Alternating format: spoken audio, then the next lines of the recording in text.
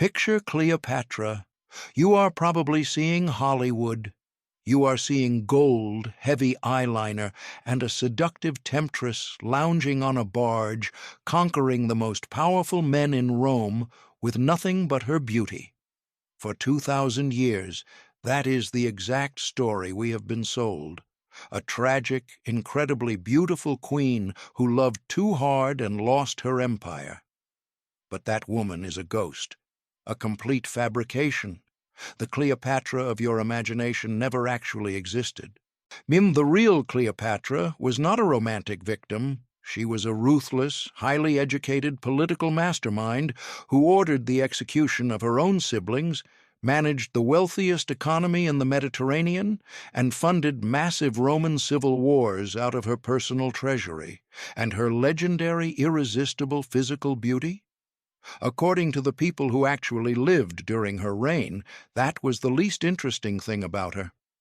If you look at the silver coins minted with her own face during her lifetime, the exact image she actively chose to present to the world, you do not see a delicate, soft-featured seductress. You see a sharp, pronounced chin, a prominent, hooked nose. You see the stern, hardened features of a Hellenistic monarch. She didn't win over Julius Caesar and Mark Antony with just a smile. She won them over because she was a polyglot who spoke 9 languages.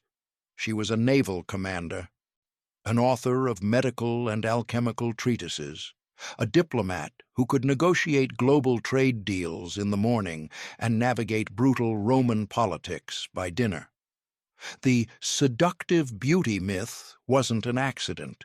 It was a deliberate, calculated smear campaign designed by her greatest enemy to erase her true genius. And the architect of that smear was a man who would soon control the most powerful empire on earth, Octavian, the future Emperor Augustus. To understand why Cleopatra's reputation was twisted so completely, you have to step into the political chaos of the late Roman Republic. This was not an age of elegant diplomacy and stable governments. It was an era of civil wars, assassinations, and ruthless propaganda. Rome was tearing itself apart. Generals commanded private armies. Senators plotted against one another. Political rivals didn't just lose elections, they were often executed. In this violent world, narratives were weapons. And Cleopatra became the perfect target.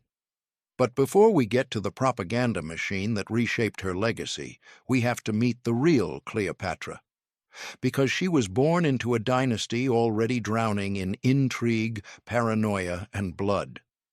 Cleopatra VII was born in 69 BCE in Alexandria, the dazzling capital of Ptolemaic Egypt. Alexandria was not just another ancient city. It was the intellectual center of the Mediterranean world. The city held the legendary Library of Alexandria, a massive collection of scrolls that scholars from across Greece, Persia, India, and Africa traveled thousands of miles to study. Philosophers debated in marble halls, astronomers mapped the stars, mathematicians calculated the size of the earth, and Cleopatra grew up surrounded by all of it. But the dynasty she belonged to was far from enlightened. The Ptolemaic dynasty had ruled Egypt for nearly 3 centuries by the time Cleopatra was born. Its founder, Ptolemy I, had been one of Alexander the Great's generals. After Alexander's death, his empire fractured, and Ptolemy seized Egypt, establishing a Greek ruling class that governed a largely Egyptian population. Despite ruling Egypt, the Ptolemies were not ethnically Egyptian. They were Macedonian Greeks. They spoke Greek. They married within their own family. They maintained Hellenistic traditions that separated them from the people they ruled. This created a strange political reality. Egypt was one of the richest kingdoms in the world, overflowing with grain, gold, and trade wealth. But its ruling dynasty existed almost like a foreign aristocracy sitting on top of an ancient civilization. And within that dynasty, power struggles were constant. Assassinations were normal. Sibling rivalries often ended in murder. Family members plotted against one another for the throne. Cleopatra was born into this environment. She learned early that survival required intelligence, calculation, and sometimes brutality. Her father, Ptolemy XII, was a deeply unpopular ruler. Historians often describe him as weak, corrupt, and dependent on Roman support to maintain power. In fact, Ptolemy XII owed his throne almost entirely to Rome. During Cleopatra's childhood, he had essentially bought Roman protection through enormous bribes, draining Egypt's treasury to keep Roman politicians on his side. At one point, he was even forced to flee Egypt entirely when a revolt drove him from the throne. For several years, Cleopatra lived in exile with him in Rome. Imagine that experience. A young princess from the richest kingdom in the Mediterranean, suddenly living inside the chaotic political heart of the Roman Republic. There she would have witnessed the brutal mechanics of Roman politics firsthand. She saw senators manipulating crowds, generals negotiating power behind closed doors, armies deciding the fate of governments. These years shaped her worldview, because Cleopatra learned something crucial very early.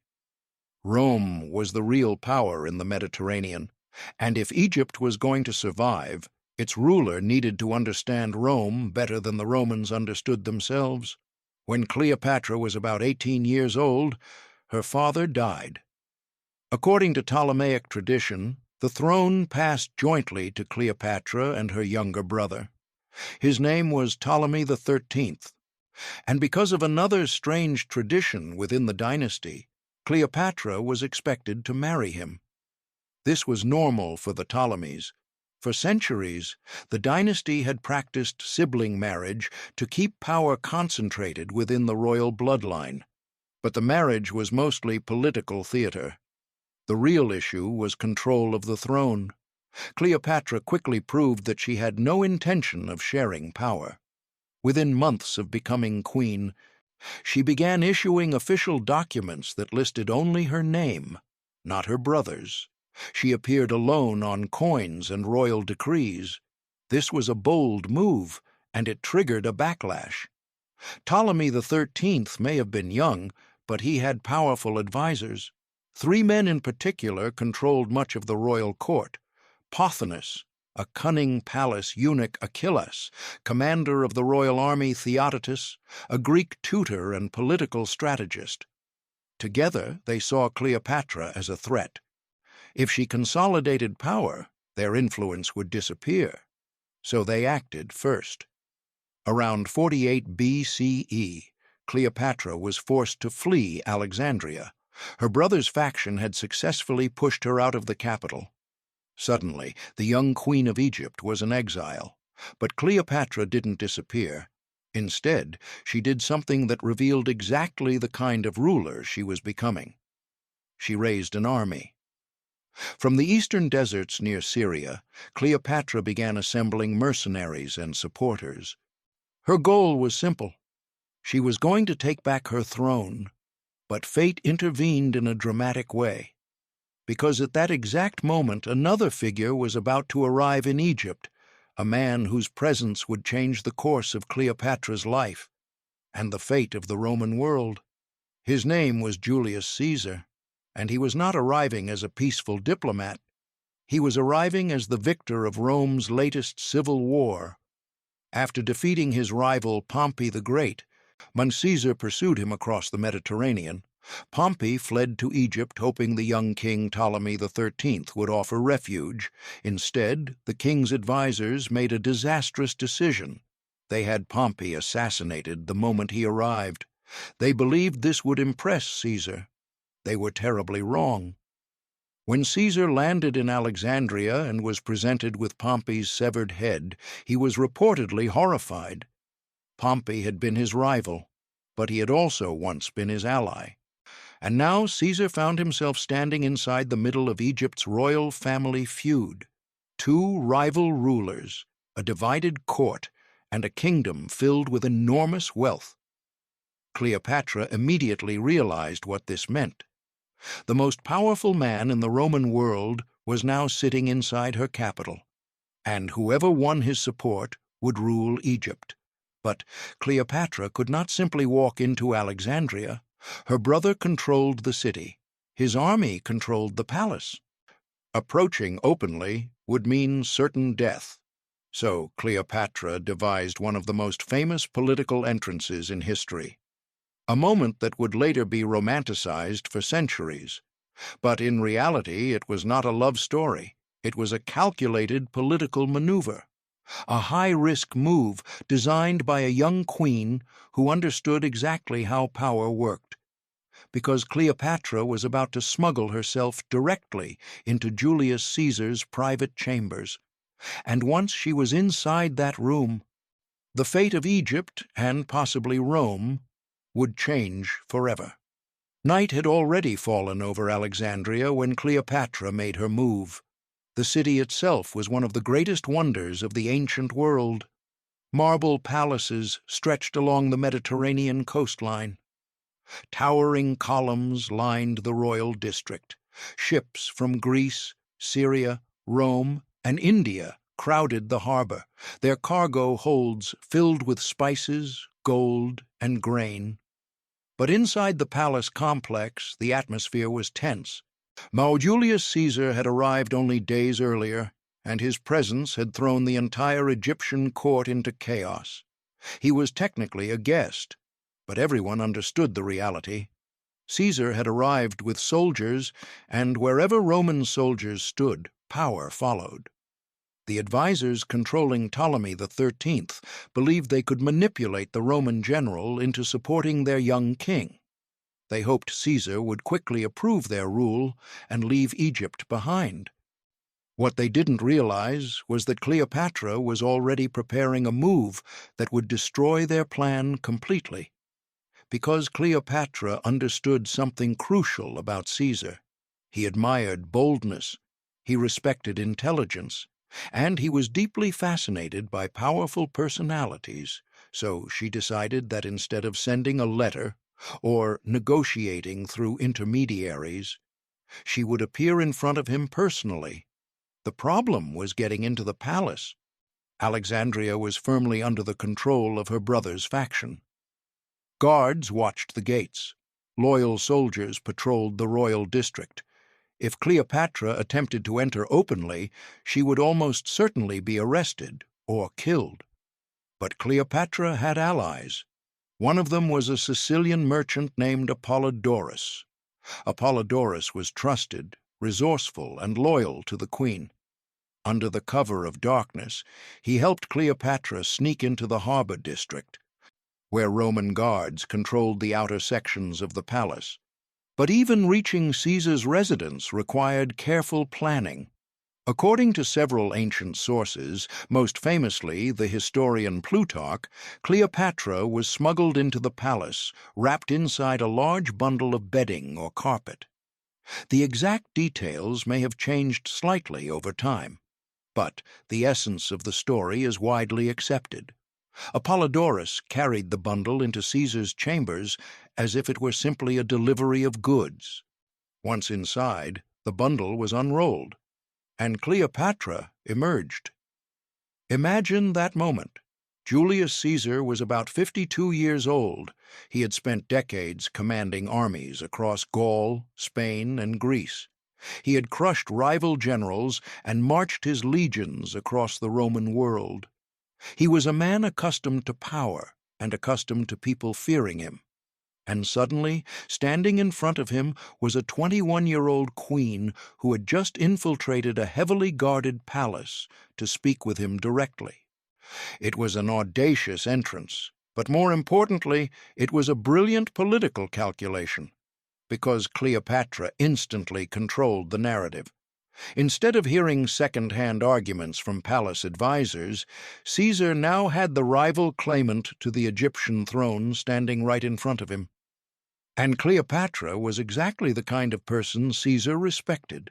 She was educated, articulate, and fearless. She spoke Greek fluently, the language Caesar himself preferred for intellectual conversation. And unlike most rulers in the Ptolemaic dynasty, Cleopatra had actually taken the time to learn Egyptian, allowing her to communicate directly with her subjects. Ancient writers also suggest she spoke several other languages as well. This meant that Cleopatra could speak to diplomats, traders, and officials from across the Mediterranean without interpreters. That kind of intelligence impressed Caesar far more than beauty ever could. The two spent hours talking about politics, about Egypt's internal conflict, about Rome, and about the future. By the end of the night, Caesar had made his decision. He would support Cleopatra. For Caesar, the decision made sense. Egypt was incredibly valuable to Rome. It supplied vast quantities of grain that helped feed the city of Rome itself. Whoever controlled Egypt controlled a key part of the Mediterranean economy, and Cleopatra, unlike her young brother, was capable of ruling effectively. But backing her meant stepping directly into Egypt's civil war, because Ptolemy XIII's advisors were not about to surrender power quietly. When news spread that Caesar intended to restore Cleopatra to the throne, the palace erupted in outrage. Pothinus and Achilles began mobilizing the royal army. Soon thousands of Egyptian troops surrounded the palace complex where Caesar and Cleopatra were staying. The Roman general suddenly found himself trapped inside Alexandria with only a few thousand soldiers.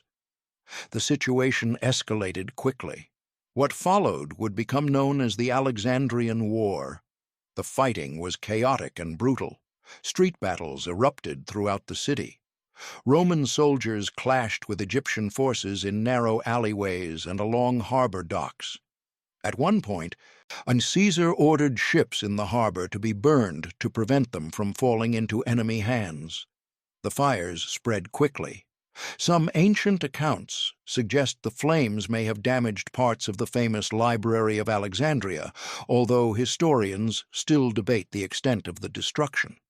Meanwhile, Cleopatra remained inside the palace complex with Caesar. She was no passive observer. As queen, she had access to Egypt's treasury and supply networks.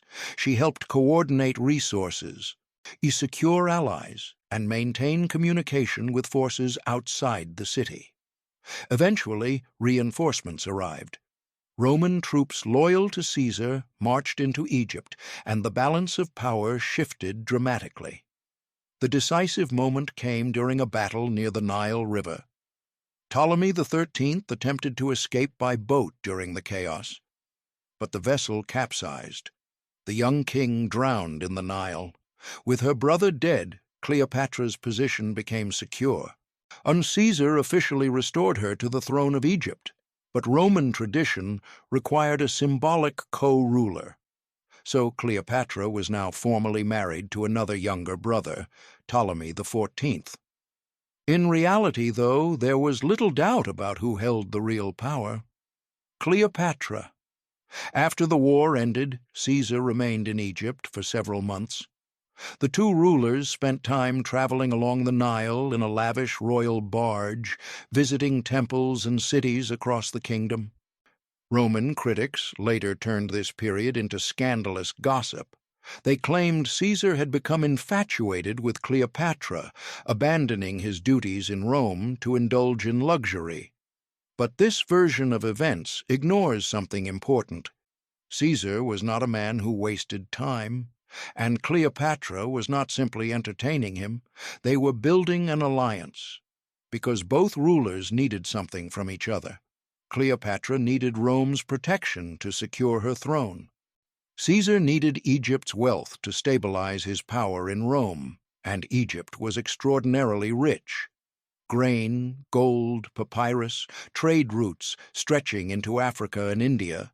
Cleopatra controlled resources that could fund entire armies. This partnership would soon reshape Roman politics in ways no one could have predicted, because Cleopatra was about to give birth to a child whose father was Julius Caesar.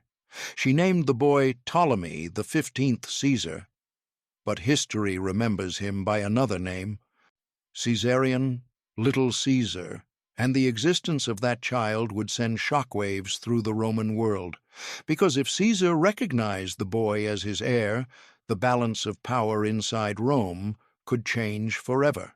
When Cleopatra gave birth to her son in 47 BCE, the political implications were enormous, because Julius Caesar was no ordinary Roman. He had just defeated the last major opposition in the Roman Civil War. His armies controlled the Mediterranean. His political enemies were dead and exiled or defeated.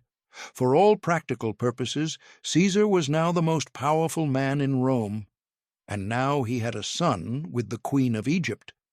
The child was named Ptolemy the 15th Caesar, but Cleopatra gave him another name that carried a much deeper message, Caesarion, Little Caesar. That name was not accidental, it was a political declaration. By calling the child Caesarion, Cleopatra was publicly tying the Egyptian royal line to the most powerful figure in the Roman world. If Caesar acknowledged the boy as his heir, the consequences could be extraordinary, because Rome had never had a king. The Romans despised monarchy, but Caesar was already pushing the limits of Roman tradition. After his victories in the Civil War, he had been granted the title dictator for life. Statues of him appeared in temples. His image appeared on coins. Some Romans already feared he was becoming a king in everything but name. And now there was a child who could potentially unite the Roman and Egyptian dynasties. It was a dangerous situation. But Cleopatra was not finished playing the political game, because soon she would take an even bolder step. She would travel to Rome itself. In 46 BCE, Cleopatra arrived in the Roman capital. The city she entered was nothing like Alexandria. Rome was loud, crowded, and politically volatile. Narrow streets twisted through dense neighborhoods.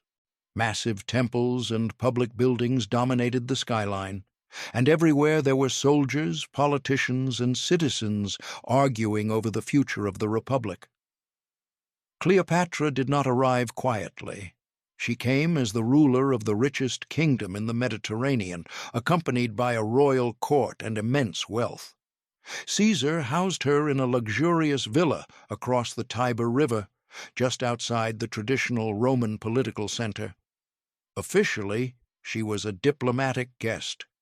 Unofficially, and everyone knew the truth, she was Caesar's ally and very likely his lover, and Rome was scandalized. Roman society had extremely rigid expectations for women.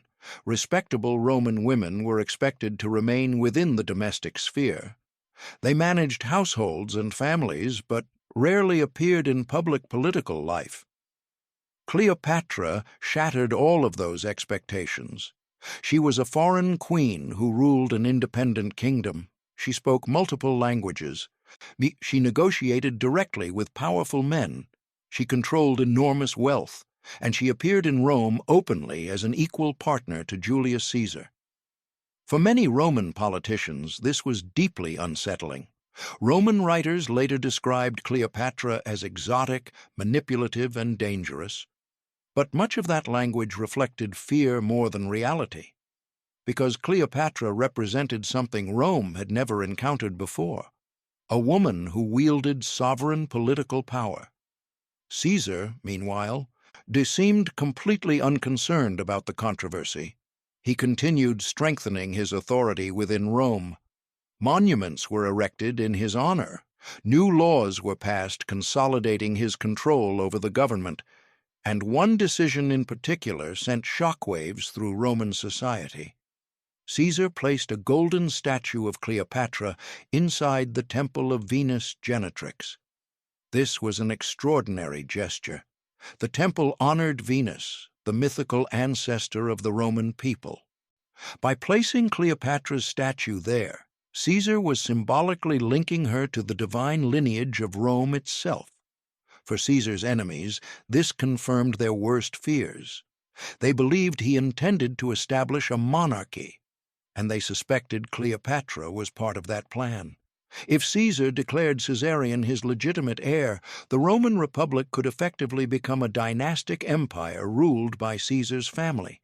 The possibility terrified the Roman elite. Because Rome had overthrown its kings centuries earlier, the Republic was supposed to prevent any single ruler from dominating the state. But Caesar was pushing dangerously close to that boundary, and the senators who feared him were beginning to organize. On March 15th, 44 BCE, everything changed. The day would later be remembered as the Ides of March. That morning, Julius Caesar walked into a meeting of the Roman Senate. He never walked out. A group of senators surrounded him. They had concealed daggers beneath their robes. Within moments, Caesar was stabbed 23 times. The assassination was brutal and chaotic. According to ancient accounts, Caesar tried to resist at first, but when he saw that even some of his closest allies were among the attackers, he stopped fighting. One of them was Marcus Junius Brutus, a man Caesar had trusted. Legend says Caesar looked at him and uttered the famous words, "Et tu, brute?" Whether he actually said those words is uncertain, but the betrayal itself was very real.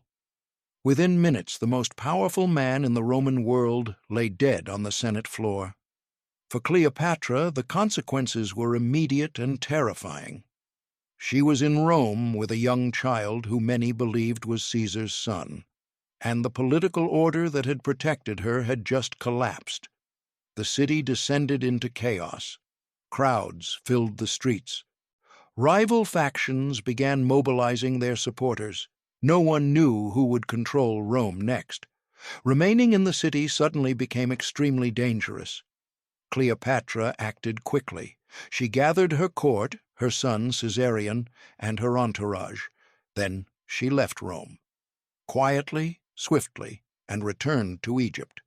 Back in Alexandria, Cleopatra faced a new challenge. Her primary Roman ally was dead. The political situation in Rome was now completely unpredictable. Multiple factions were competing for power, and Cleopatra had to decide which side to support. But before she could make that decision, she removed a potential threat much closer to home. Her younger brother and co-ruler, Ptolemy XIV, died suddenly. Ancient historians strongly suspected poisoning, most likely ordered by Cleopatra herself. The reason was simple: she needed a co-ruler who was loyal. So Cleopatra elevated her son Caesarion to the throne beside her. The child was only 3 years old, but officially Egypt was now ruled by Cleopatra VII and Ptolemy XV, Caesar, Caesarion. Mother and son, and Cleopatra made sure the world knew exactly what that meant. In temple reliefs and official imagery, Caesarion was portrayed as the legitimate heir of Julius Caesar, a divine child born from the union of Rome and Egypt. It was a bold claim, one that would soon bring Cleopatra into conflict with another powerful Roman leader. A man who had once been Caesar's most trusted general, a man who would soon control half the Roman world. His name was Mark Antony, and their alliance would become one of the most famous and most misunderstood relationships in history. After Julius Caesar's assassination, the Roman world did not return to stability. Instead, it descended into another massive power struggle. The conspirators who had killed Caesar believed they had saved the Roman Republic. They imagined that once the dictator was dead, the Senate would naturally regain control of the government. They were completely wrong. Caesar had spent years building loyalty within the Roman army and among the Roman people. When he died, the power vacuum he left behind did not restore the Republic. It ignited another civil war. Within months, 3 men emerged as the dominant forces in Roman politics. Each of them had been closely connected to Caesar during his lifetime. Each of them commanded powerful armies, and each of them wanted control of the Roman world. These men formed what became known as the Second Triumvirate. They were Mark Antony, Caesar's loyal general and political ally; Octavian, Caesar's adopted heir and grandnephew; and Lepidus, another senior Roman commander. Together, they divided control of Rome's territories among themselves. But alliances like this rarely lasted long, because all three men ultimately wanted the same thing: absolute power. While these events unfolded in Rome, Cleopatra was carefully watching from Alexandria. Egypt was still wealthy. It was still strategically important. But Cleopatra no longer had a direct protector inside Roman politics. She needed to form a new alliance. And one member of the triumvirate was about to summon her. In 41 BCE, Mark Antony called Cleopatra to meet him in the city of Tarsus, located in what is now southern Turkey. Officially, Antony wanted answers. During the civil wars following Caesar's assassination, Cleopatra had not strongly supported any Roman faction. Antony suspected she might have secretly aided his enemies. He wanted an explanation. But Cleopatra understood something important about Antony. He was very different from Caesar. Julius Caesar had been disciplined, analytical, and calculating. Mark Antony was charismatic, impulsive, and theatrical. He loved spectacle, he loved luxury, and he admired powerful personalities. Cleopatra realized that simply appearing before him as a cautious diplomat would not work. If she wanted Antony's alliance, she needed to make an unforgettable impression. So she planned one of the most dramatic entrances in political history. When Antony arrived at the harbor of Tarsus, he expected Cleopatra to present herself at his command. Instead, he waited and waited. Days passed. Then word spread through the city. The Queen of Egypt was arriving by river. What followed was something closer to a theatrical performance than a diplomatic meeting. Cleopatra sailed up the Cydnus River aboard a magnificent royal barge. Ancient historians describe the scene in almost mythical terms. The ship's stern was made of gold. Its sails were purple. Silver oars moved through the water in perfect rhythm. The air around the vessel was filled with the scent of incense. Musicians played as the ship glided toward the city. And Cleopatra herself appeared dressed as Aphrodite, the Greek goddess of love. Young attendants dressed as cupids surrounded her. It was a carefully constructed spectacle. Every detail was designed to project wealth, power, and divine authority. And it worked perfectly. Antony did not summon Cleopatra. Instead, he went to her. When he saw the ship, he reportedly laughed in admiration. He recognized exactly what she was doing. This was not simply seduction, this was political theater. Cleopatra was demonstrating that Egypt was not a weak client state begging for Roman approval. It was a kingdom of immense wealth and cultural sophistication, and Cleopatra herself was not a submissive ruler. She was an equal. The two leaders quickly developed a powerful partnership. They shared several important traits. Both were ambitious, both understood the brutal nature of Roman politics, and both knew that the coming years would determine who ultimately controlled the Roman world. Cleopatra invited Antony to Alexandria. He accepted. That winter, Antony stayed in Egypt. Roman historians later mocked the period as one of indulgence and excess. They claimed Antony had abandoned his responsibilities to live in luxury beside Cleopatra. But again, this narrative oversimplifies what was happening. The two rulers were building a strategic alliance. Antony controlled the eastern half of the Roman world. Cleopatra controlled the richest kingdom in the Mediterranean. Together they could command enormous military and economic resources. And Cleopatra had something Antony desperately needed: money. Rome's civil wars had drained the Republic's treasury. Armies were expensive. Campaigns required ships, weapons, and supplies. Egypt's wealth could finance those efforts. Cleopatra was not simply Antony's companion, she was his banker. During Antony's stay in Alexandria, Cleopatra gave birth to twins, a son named Alexander Helios, and a daughter named Cleopatra Selene. The names were symbolic. Helios meant the sun, Selene meant the moon. Cleopatra was carefully crafting a new dynastic image, one that connected her children to cosmic and divine symbolism. This was not unusual for Hellenistic monarchies, but it carried an important political message. Cleopatra's children were not simply Egyptian royalty, they were the heirs of a growing alliance between Egypt and one of Rome's most powerful leaders. Meanwhile, tensions within the Roman triumvirate were rising. Octavian and Antony were becoming increasingly suspicious of each other. At first, they attempted to maintain the alliance. In fact, Antony even married Octavian's sister, Octavia, as part of a political agreement meant to stabilize relations, but the marriage was more political than personal, and Cleopatra remained a constant presence in Antony's life. Eventually, Antony returned to Egypt. His relationship with Cleopatra deepened. Together, they began planning military campaigns and political strategies that extended far beyond Egypt itself. One of their most ambitious goals was the defeat of the Parthian Empire, Rome's powerful rival in the East.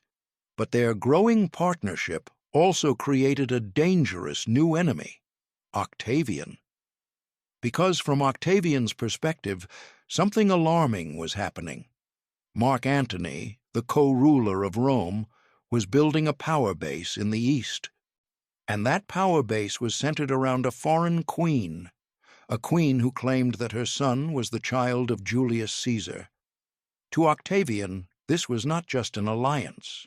It was a threat that he would soon exploit with one of the most effective propaganda campaigns in ancient history. The campaign that would turn Cleopatra into the seductive villain history remembers today. And it would eventually lead to one of the most famous battles in the ancient world, the Battle of Actium. By the late 30s BCE, the alliance between Cleopatra and Mark Antony had grown far stronger than Rome expected. From Alexandria, the two rulers were quietly building something extraordinary. Antony commanded massive Roman armies across the eastern Mediterranean. Cleopatra controlled Egypt's immense wealth, its fleets, and its trade networks that stretched into Africa, Arabia, and India. Together, they represented a political force that could rival any power in Rome. And that terrified Octavian, because Octavian understood something very clearly. He could not defeat Antony through military strength alone. Not yet. Antony was an experienced commander with loyal legions. He had spent decades fighting Rome's wars and was respected by soldiers across the Republic. But Octavian had something Antony did not, a mastery of propaganda. And Cleopatra would soon become the centerpiece of the greatest political smear campaign of the ancient world. To understand how effective Octavian's strategy was, you have to understand Roman culture. Rome had always viewed the eastern Mediterranean with a mixture of fascination and suspicion. The East was wealthy, luxurious, and culturally sophisticated. But to many Romans it was also seen as soft, decadent, and morally corrupt. Roman identity was built around the idea of discipline and simplicity. Roman leaders were supposed to embody restraint, strength, and loyalty to the Republic. Cleopatra, from the Roman perspective, represented the opposite. She was a powerful foreign queen. She ruled an ancient kingdom filled with wealth and luxury. She lived in palaces and traveled on gold-covered ships, and she was deeply involved in Roman politics. Octavian realized he could turn these cultural prejudices into a powerful weapon. Instead of attacking Antony directly, he began attacking Cleopatra. Roman propaganda quickly began spreading a new narrative. Mark Antony, they claimed, had fallen under the spell of an Eastern temptress. He had abandoned Roman discipline. He had become corrupted by Egyptian luxury, and Cleopatra was the woman responsible. Roman writers began portraying her as a seductive manipulator who controlled Antony through charm and temptation.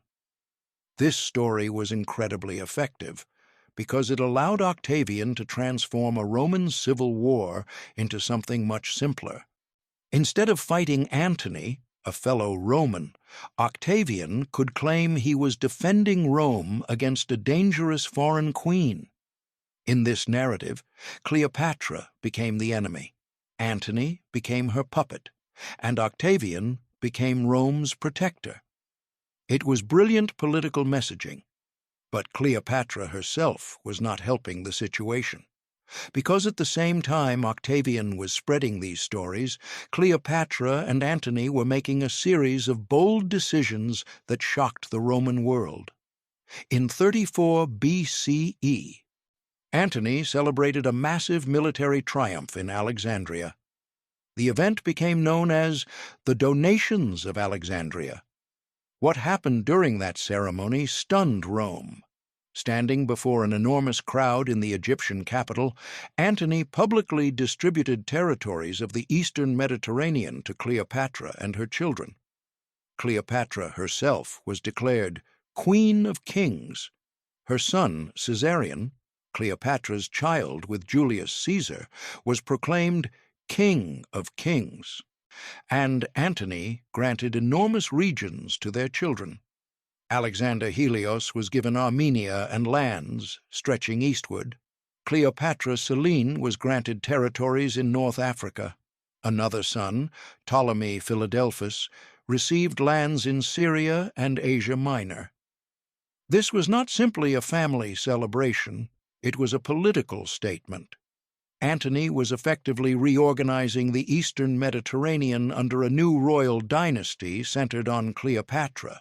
And most alarming of all, he publicly acknowledged Caesarion as the legitimate son of Julius Caesar. For Octavian, this was a direct threat, because Octavian's own power came from the fact that Caesar had adopted him as his heir. If Caesarion were recognized as Caesar's true biological son, Octavian's legitimacy could collapse. The Donations of Alexandria gave Octavian exactly what he needed. Back in Rome, Octavian launched a political offensive. He accused Antony of betraying Rome. He claimed Antony intended to move the capital of the Roman world from Rome to Alexandria. He claimed Cleopatra was planning to rule Rome itself. Most importantly, Octavian convinced many Romans that Antony had abandoned Roman values entirely. One of the most dramatic moments came when Octavian obtained Antony's secret will. The will had been stored with the Vestal Virgins, priestesses responsible for safeguarding sacred documents. According to Roman law, it was illegal to remove such a document. Octavian did it anyway. He publicly read Antony's will before the Senate. The contents shocked the Roman elite. The will reportedly confirmed several explosive claims. Antony intended to grant enormous power to Cleopatra's children. He wanted to be buried in Alexandria, not Rome, and he acknowledged Caesarion as Julius Caesar's true heir. Whether all of this was entirely accurate remains debated by historians, but politically, it was devastating. To many Romans, Antony now looked like a traitor who had surrendered Rome's future to a foreign queen, and Cleopatra, once again, became the symbol of that threat. By 32 BCE, the conflict had reached a breaking point. Octavian convinced the Roman Senate to take an extraordinary step. Rome did not declare war on Antony. Instead, they declared war on Cleopatra.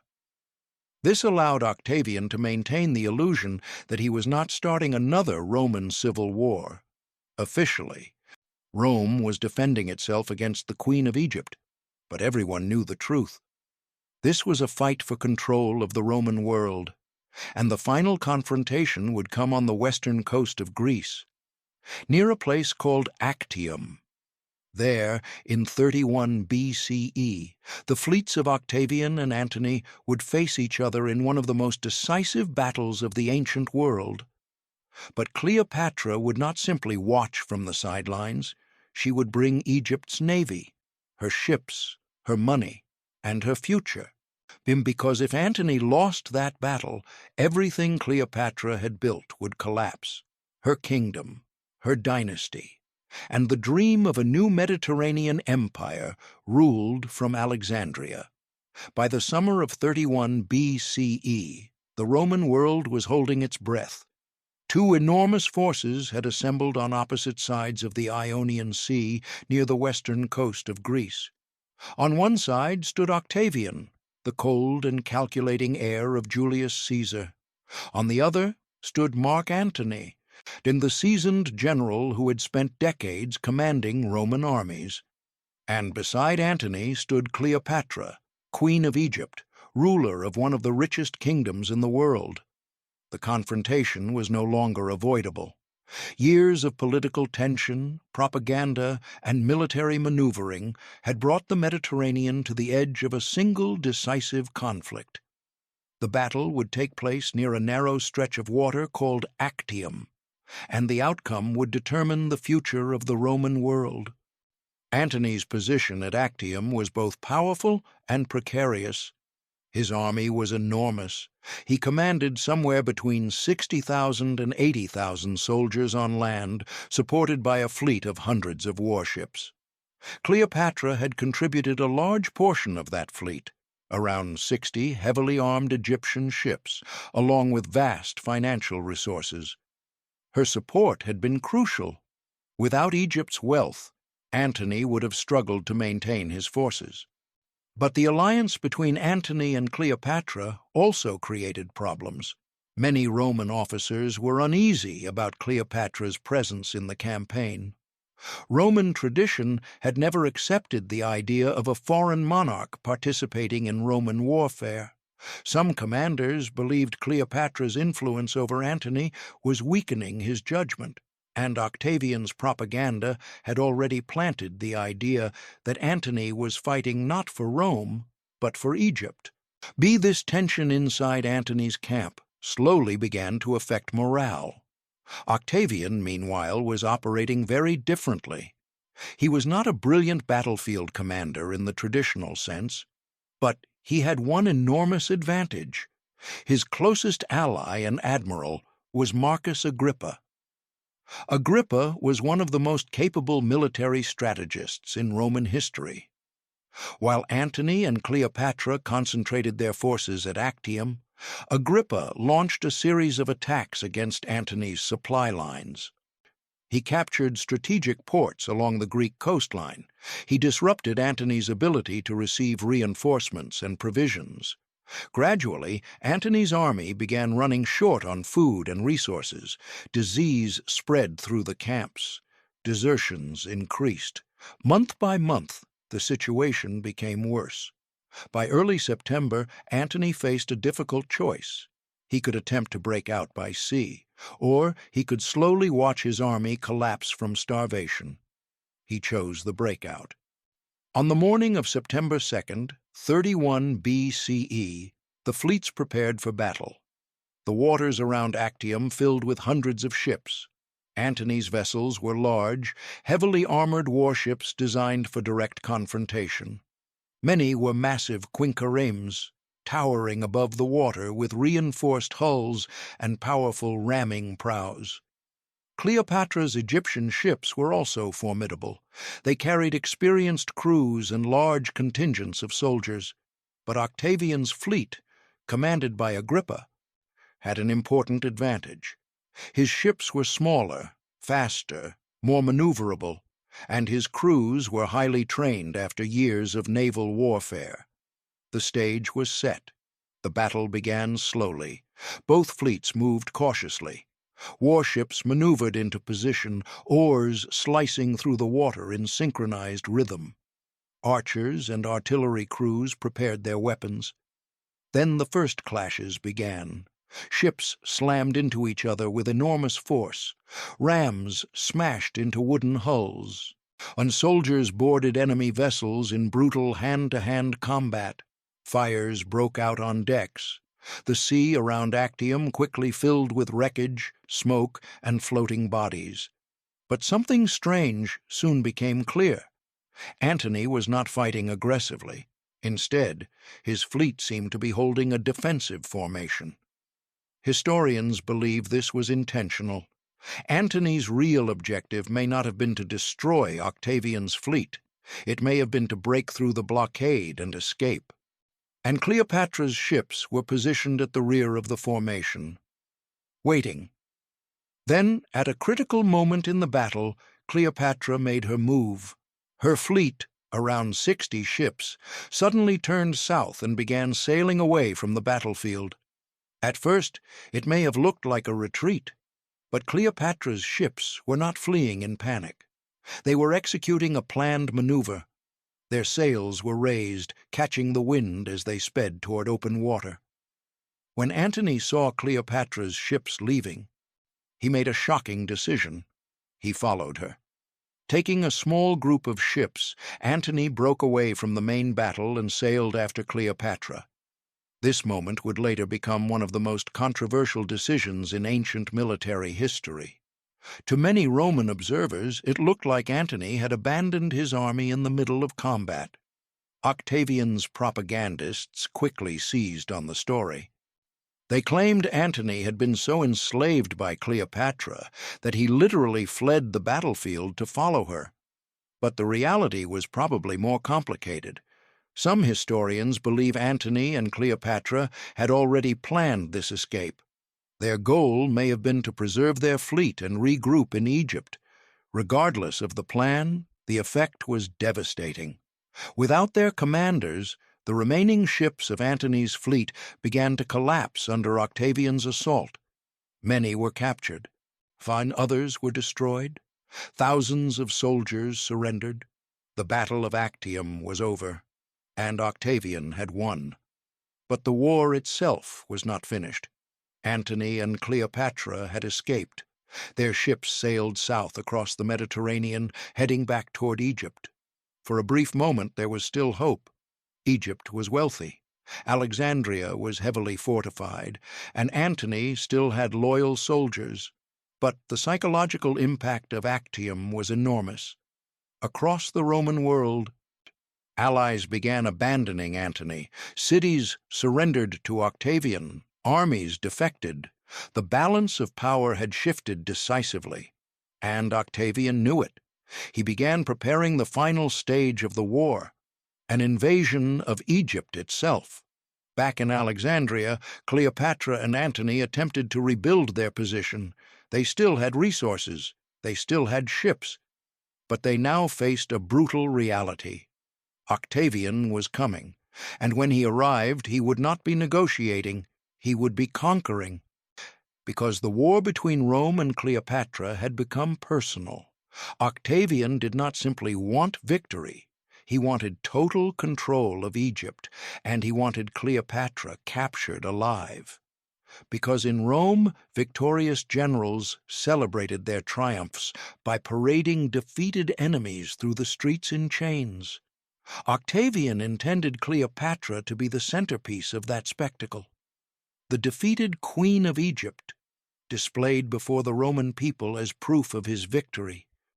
But Cleopatra had no intention of becoming a prisoner, and the final chapter of her life was about to unfold in a way that would become one of the most famous and mysterious deaths in ancient history. After the defeat at Actium, the Mediterranean world understood something that Antony and Cleopatra were still struggling to accept. The war was effectively over. Octavian had not just won a battle, he had shattered the political coalition that supported Antony. Cities that had once pledged loyalty to Antony now began switching sides. Governors who had once answered his commands suddenly declared allegiance to Octavian. Across the Roman world, power was shifting rapidly, and Octavian was moving quickly to secure it. But the final act of the conflict would not take place in Greece. It would take place in Egypt. After escaping Actium, Antony and Cleopatra sailed back to Alexandria, on the dazzling capital that had served as the center of Cleopatra's power for nearly 2 decades. The city was still magnificent. Its great lighthouse, the Pharos of Alexandria, towered over the harbor, guiding ships from across the Mediterranean into the city's bustling ports. Marble palaces lined the royal district. The city's markets overflowed with goods from Africa, Arabia, India, and Greece. But beneath the beauty, tension filled the air. Everyone knew Octavian was coming. And when he arrived, he would not be negotiating. He would be conquering. At first, Antony tried to rebuild his military position. He still had some loyal soldiers. He still had ships. And Egypt still possessed enormous financial resources. But morale was collapsing. Many of Antony's commanders had lost faith after Actium. Some quietly began communicating with Octavian's forces. Others simply deserted. Meanwhile, Octavian was advancing steadily toward Egypt. His armies marched through the eastern Mediterranean, capturing cities that once belonged to Antony's alliance. His fleet moved through the sea lanes, cutting off potential reinforcements. The strategy was simple: isolate Egypt, then strike. Cleopatra, meanwhile, was making preparations of her own. She was not only thinking about how to win the war, she was also thinking about how to survive if the war was lost. Ancient sources suggest that Cleopatra explored several possible escape plans. One involved sailing south along the Red Sea, possibly toward India or Arabia, where she might establish a new kingdom beyond Roman reach. Another plan reportedly involved building ships and dragging them across land from the Nile to the Red Sea to avoid Roman blockades. But these plans faced enormous logistical challenges. Moving an entire royal court and army across deserts was nearly impossible. And time was running out. Octavian's forces were getting closer. By 30 BCE, the Roman army had reached Egypt's borders. Octavian advanced toward Alexandria with overwhelming strength. Antony attempted one last defense. He organized his remaining troops and prepared for battle outside the city. But when the fighting began, disaster struck again. Some of Antony's soldiers defected during the battle. Others surrendered almost immediately. Octavian's forces quickly overwhelmed the resistance. Alexandria was effectively surrounded. Inside the city, Antony and Cleopatra faced the end of everything they had built. As the Roman army closed in, confusion and desperation filled the palace. One ancient story describes a tragic misunderstanding that sealed Antony's fate. Antony reportedly received a message claiming that Cleopatra had already taken her own life. Believing the woman he loved was dead, Antony collapsed into despair. He ordered one of his servants to help him commit suicide, but the attempt was chaotic. Instead of dying instantly, Antony suffered a severe wound and lingered for hours. Then a shocking revelation arrived. Cleopatra was still alive. She had not taken her life. She had retreated to a mausoleum, a fortified tomb she had constructed for herself. Antony demanded to be taken to her, because he was too weak to walk. His followers carried him to the structure where Cleopatra had sealed herself inside. The scene that followed is one of the most dramatic in ancient history. Cleopatra and her attendants lowered ropes from a window in the mausoleum. Antony, bleeding and barely conscious, was pulled upward into the chamber. There, in Cleopatra's arms, the Roman general died. Antony's death marked the collapse of the last major resistance against Octavian. Soon after, Roman troops entered Alexandria. Octavian himself arrived in the city shortly afterward. For Cleopatra, the situation was now terrifyingly clear. Her armies were gone, her ally was dead, her capital was under Roman control, and Octavian wanted her alive. Because for Octavian, Cleopatra represented the ultimate symbol of victory. Roman tradition demanded that defeated enemies be paraded through Rome during a triumph, a grand military celebration where victorious generals displayed captured kings, queens, and prisoners before cheering crowds. Octavian intended Cleopatra to be the centerpiece of his triumph, the defeated Queen of Egypt, displayed in chains before the Roman people. It would be the final humiliation, and Cleopatra knew it.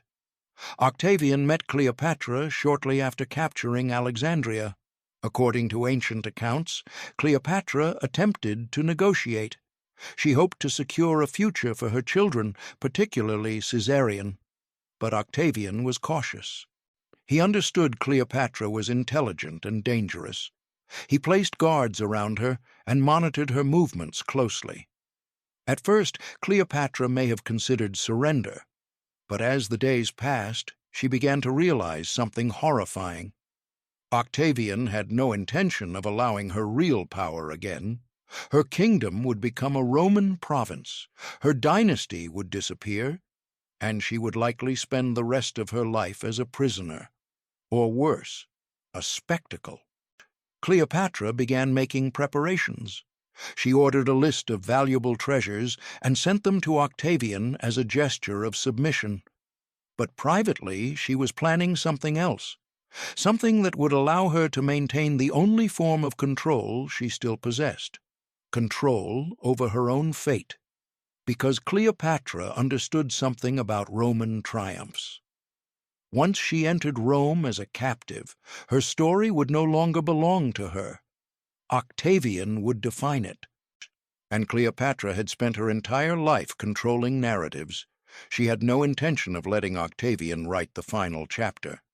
Within days, Cleopatra would make the decision that turned her death into one of the most famous moments in history. A decision surrounded by mystery, legend, and centuries of speculation. Did she truly die from the bite of an asp? Was the famous snake story simply another myth? Or was her death something far more calculated? By the summer of 30 BCE, Cleopatra's world had collapsed. Mark Antony was dead. Her armies were defeated. Roman soldiers patrolled the streets of Alexandria. And Octavian, the man who had spent years portraying her as the enemy of Rome, now controlled her city. For Cleopatra, the situation had become a terrifying calculation, because she understood Roman customs very well. If Octavian captured her alive and transported her to Rome, her fate would be humiliating beyond imagination. Roman triumphs were not simply celebrations, they were spectacles. Victorious generals marched through the streets in elaborate parades, while defeated kings, queens, and generals were dragged behind them in chains. Crowds gathered to mock them, to throw insults, to celebrate their downfall. Some prisoners were later executed, others were imprisoned for the rest of their lives. Either way, their dignity was destroyed. And Cleopatra, who had spent 2 decades presenting herself as a living goddess and sovereign ruler, would be reduced to a political prop. Octavian knew how powerful that image would be. The queen he had defeated, displayed before the Roman people. Proof that he had saved Rome from the dangerous foreign monarch his propaganda had warned them about. But Cleopatra was not powerless yet, because there was still one decision Octavian could not control: her own death. Ancient sources suggest Cleopatra spent several days after Antony's death, carefully considering her options. Octavian had placed guards around her quarters to prevent any sudden actions. He suspected she might attempt suicide, but Cleopatra was patient. She behaved calmly. She sent messages to Octavian. She even allowed herself to be photographed, so to speak, by Roman observers who reported that she appeared composed and cooperative. This may have been part of her plan, because Cleopatra had always been a master of timing. At some point during these final days, Cleopatra requested permission to visit Antony's tomb. Octavian allowed it. Accompanied by attendants, Cleopatra traveled to the burial site where Antony's body had been placed. Ancient historians describe the visit as deeply emotional. Cleopatra reportedly embraced the tomb and wept. She spoke to Antony as if he were still alive, and she apologized that she had not been able to save him. Then she returned to her chambers. From that moment forward, events moved quickly. Cleopatra dismissed many of her servants and remained only with a few trusted attendants. Two women in particular are frequently mentioned in ancient accounts: Charmian and Iris. These women had served Cleopatra for years and were believed to be among her closest companions. Whatever Cleopatra was planning, they were part of it. Soon afterward, a mysterious delivery arrived at the palace. But according to the most famous version of the story, a basket of figs was brought into Cleopatra's chambers. Hidden inside the basket was a small snake, an asp. In Egyptian symbolism, the asp, or Egyptian cobra, was closely associated with royalty and divine protection. The cobra appeared on the crowns of Egyptian pharaohs as the uraeus, a symbol of sovereign power. If Cleopatra truly chose a cobra as the instrument of her death, the symbolism would have been unmistakable. It would mean that even in death she remained a queen. But the details are murky. Ancient historians themselves were not entirely certain about the snake story. Some accounts describe a cobra hidden in the basket of figs. Others claim the snake was smuggled into the palace in a water jar. Still others suggest Cleopatra may have used poison rather than a snake. But the legend of the asp became the most famous version, and it is the story that has echoed through history. According to the traditional account, Cleopatra allowed the snake to bite her. Her two attendants followed shortly afterward. When Roman guards finally entered the room, they found Cleopatra lying on a golden couch. She was dressed in royal garments. Her crown rested beside her. Charmian and Iris lay nearby. Both were dying. One of the Roman soldiers reportedly shouted in shock, and Charmian, with her final strength, supposedly replied, "It is well done, and fitting for the descendant of so many kings." Then she died. Cleopatra was 39 years old. When Octavian learned what had happened, he was furious. He had wanted Cleopatra alive. Her death robbed him of the dramatic finale he had planned for his triumph in Rome. But Octavian was also practical. Cleopatra's death solved several problems. She could no longer challenge Roman authority. She could no longer claim political influence. And Egypt was now completely defenseless. Octavian immediately annexed Egypt as a Roman territory. But unlike other provinces, Egypt became the personal possession of the Roman emperor. No Roman senator was allowed to govern it. Only officials directly appointed by Octavian could administer the region. Why? Because Egypt was incredibly valuable. Its grain supply fed Rome's massive population. Control of Egypt meant control of one of the most important economic resources in the Mediterranean, and now it belonged to Octavian alone. But there was one final threat that Octavian needed to eliminate: Cleopatra's son, Caesarion. The boy was only 17 years old, but his existence carried enormous political implications, because Cleopatra had always claimed he was the true son of Julius Caesar. If that claim were accepted, Caesarion could become a powerful rival to Octavian's authority. Octavian could not allow that risk to exist. Soon after Cleopatra's death, Caesarion was captured. Ancient sources report that one of Octavian's advisors offered a chilling piece of advice: "There is no room for two Caesars." Shortly afterward, Caesarion was executed. The last direct descendant of Cleopatra was gone. With Cleopatra dead and Caesarion eliminated, the Ptolemaic dynasty that had ruled Egypt for nearly 300 years came to an end. Alexandria remained an important city. But Egypt was no longer an independent kingdom. It had become part of the Roman Empire, and Octavian's victory would soon transform him into the first Roman emperor. History would remember him by a new name, Augustus.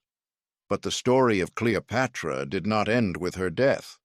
In many ways, her real battle was only beginning, because Octavian now controlled the narrative. And the version of Cleopatra that would spread through Roman literature and later Western history was not the brilliant strategist, linguist, and political ruler she had actually been.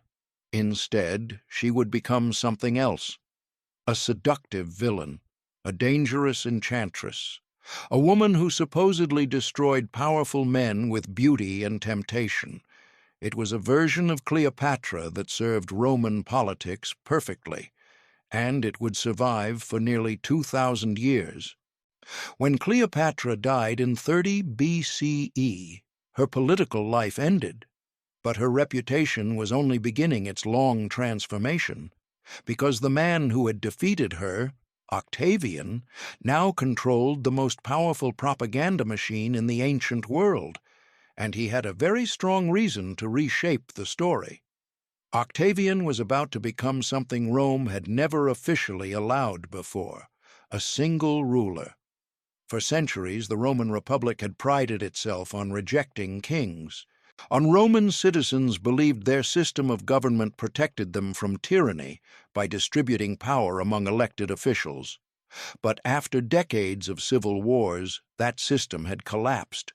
Octavian now stood alone at the top of Roman politics. If he wanted to secure his power permanently, he needed to convince Rome that his victory had saved the Republic. And Cleopatra became the perfect villain for that narrative. Instead of presenting the conflict as a civil war between two Roman leaders, Octavian reframed it as a war between Rome and a foreign enemy. That enemy was Cleopatra. In official Roman messaging, Antony was no longer the primary problem. He was simply a Roman general who had been corrupted by an exotic Eastern queen. The real danger, Octavian claimed, was Cleopatra herself. According to Roman propaganda, she was a seductive manipulator who had bewitched Antony and attempted to conquer Rome through deception and luxury. This story solved several political problems for Octavian. First, it made Antony look weak rather than dangerous. Second, it allowed Octavian to portray himself as Rome's protector. And third, it transformed Cleopatra into a symbol of everything Romans feared about foreign influence. But propaganda alone was not enough. For this narrative to survive, it needed writers. And Roman writers were more than willing to help.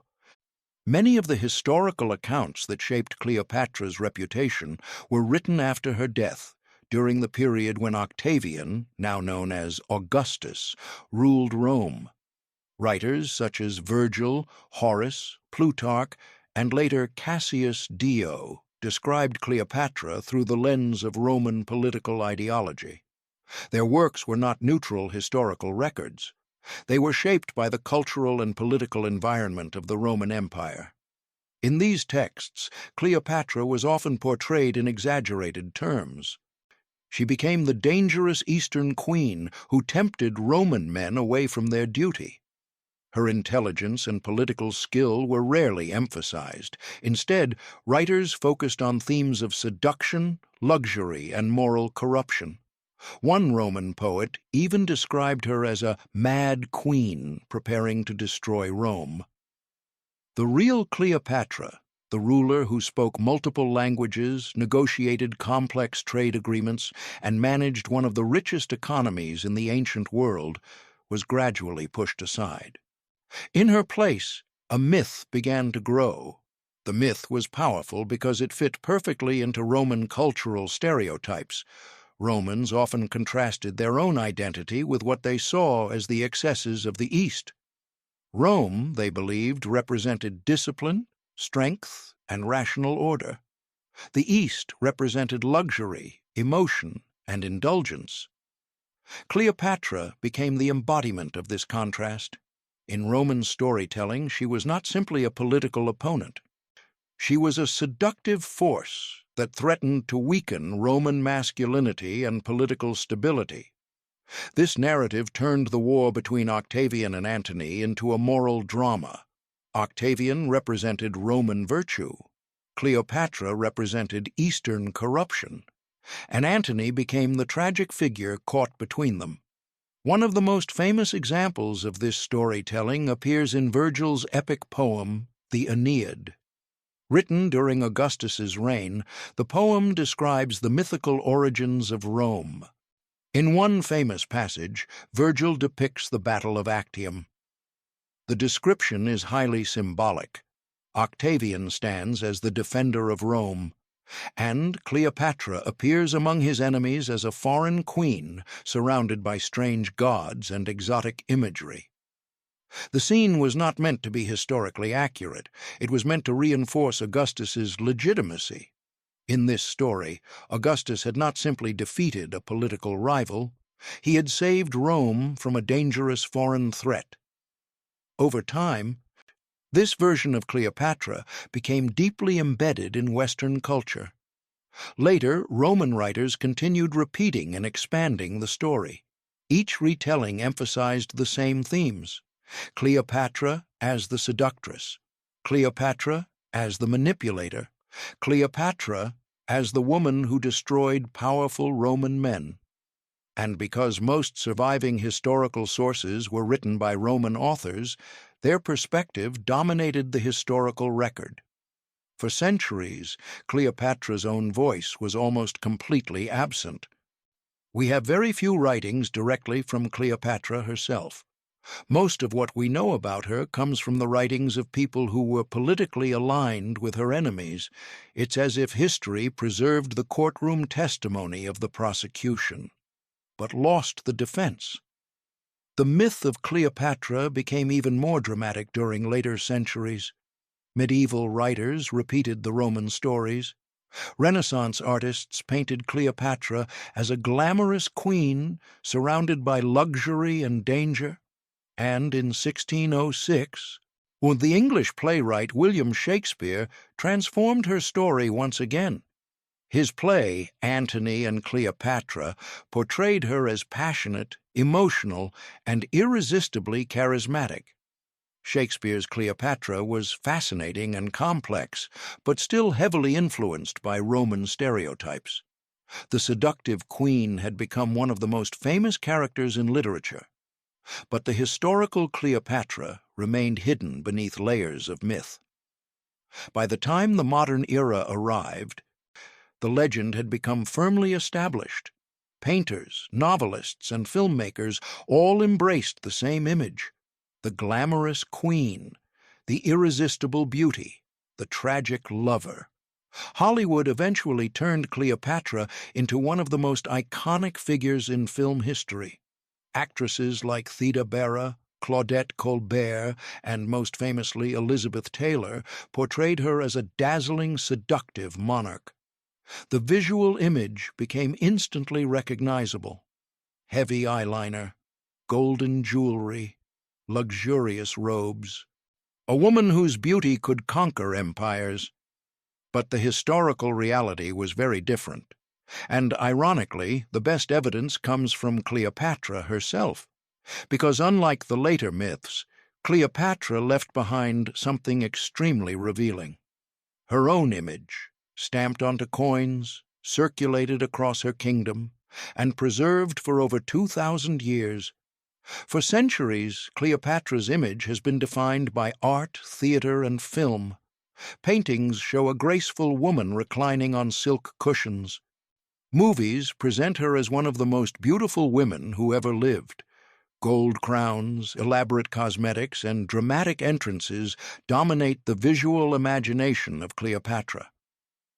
But there is a problem with these images. They were all created long after Cleopatra died. Artists, playwrights, and filmmakers were not working from historical portraits. They were working from the myths passed down by Roman writers. If we want to understand how Cleopatra actually looked, we need to turn to something far more reliable: the coins she issued during her own lifetime. In the ancient world, coins were not just currency. They were political messaging. Rulers carefully chose how their portraits appeared on coins because those images circulated throughout their kingdoms and beyond. A coin might pass through thousands of hands during its lifetime, making it one of the most effective forms of communication available to ancient governments.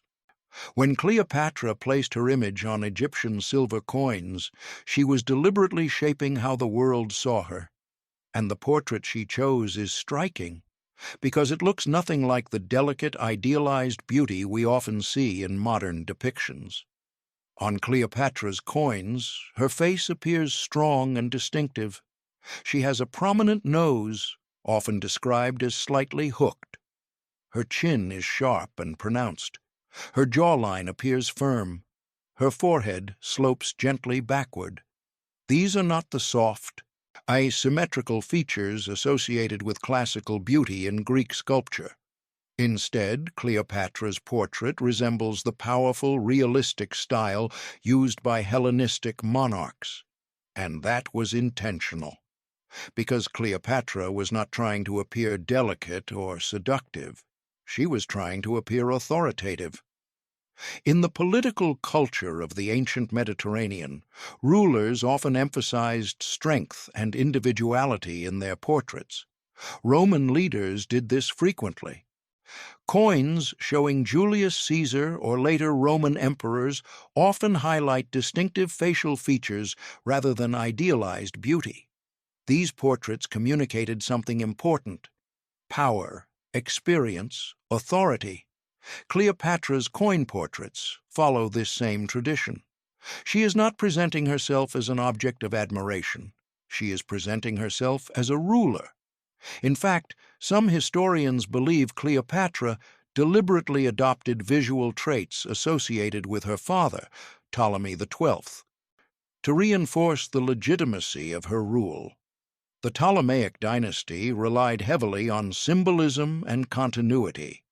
By presenting herself in a similar style to previous rulers, Cleopatra was signaling stability and authority.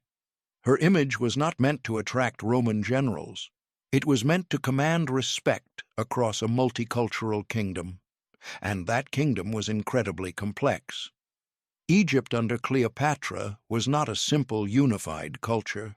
It was a blend of multiple traditions. The ruling dynasty was Greek. The majority of the population was Egyptian. Trade networks connected the kingdom to Africa, Arabia, Persia, and the Mediterranean world. Cleopatra needed to project authority across all of these groups. She appeared as a Greek monarch in some contexts, as an Egyptian pharaoh in others. Temple carvings show her wearing traditional Egyptian royal attire, performing rituals before the gods. In Egyptian iconography, she is often depicted with idealized beauty and divine symbolism. But those images followed ancient Egyptian artistic conventions. They were not literal portraits. The coin portraits, however, were far closer to realistic depictions, and they reveal something important. Cleopatra's power did not depend on physical beauty. It depended on her intelligence and political skill. Ancient writers who actually met Cleopatra support this idea. One of the most famous descriptions comes from the historian Plutarch, writing about a century after her death. Plutarch acknowledged that Cleopatra's physical appearance was not extraordinary. He wrote that her beauty, considered in itself, was not incomparable. In other words, she was not necessarily the most beautiful woman in the room, but Plutarch immediately adds something far more interesting. He explains that Cleopatra possessed an extraordinary presence. Her voice was captivating. Her personality was magnetic. Her intelligence and conversation were powerful enough to charm anyone she spoke with. According to Plutarch, it was her character and intellect that made her irresistible. not simply her appearance. This description fits much better with what we know about Cleopatra's education and abilities. Cleopatra was likely one of the most educated rulers of the ancient world. She grew up in Alexandria, home to the greatest library and intellectual community of the Mediterranean. Scholars, philosophers, and scientists gathered there to exchange knowledge. Cleopatra was trained in philosophy, rhetoric, science, and diplomacy. She spoke multiple languages. Ancient sources claim she could communicate with foreign ambassadors without interpreters. This was extremely rare for a ruler of her time. Most monarchs relied heavily on translators. Cleopatra preferred direct communication. In this ability gave her enormous diplomatic advantages. She could negotiate with traders, ambassadors, and generals from different cultures without losing nuance or control of the conversation. That kind of skill impressed powerful men like Caesar and Antony far more than beauty alone ever could. Cleopatra was also deeply involved in the administration of her kingdom.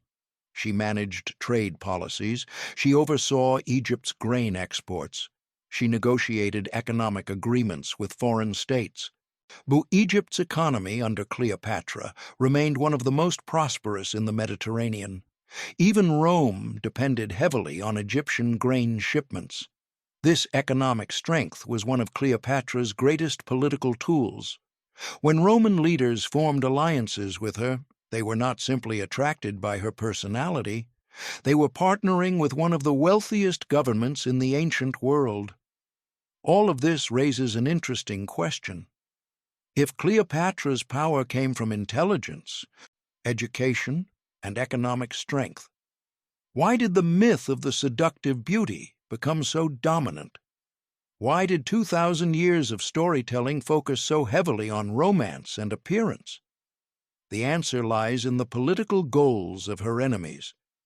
Because reducing Cleopatra to a seductive temptress accomplished something very important. It erased her achievements as a ruler, and it allowed Roman history to explain Antony's defeat in a much simpler way. He did not lose because Cleopatra was a brilliant strategist. He lost because he was seduced. At least, that was the story Octavian wanted the world to believe. And for centuries it worked. But Cleopatra's real legacy cannot be understood through Roman propaganda alone. Because when we look beyond the myths, we begin to see something far more impressive. A ruler who governed one of the most complex economies of the ancient world. A linguist and scholar who navigated multiple cultures. A strategist who held her own in the brutal politics of the Roman Republic. In many ways, Cleopatra was not just a queen, she was the last great monarch of the Hellenistic world and the final defender of Egypt's independence. One of the most overlooked aspects of Cleopatra's life is her intellectual world. For centuries, the popular image of Cleopatra has been dominated by romance and political drama.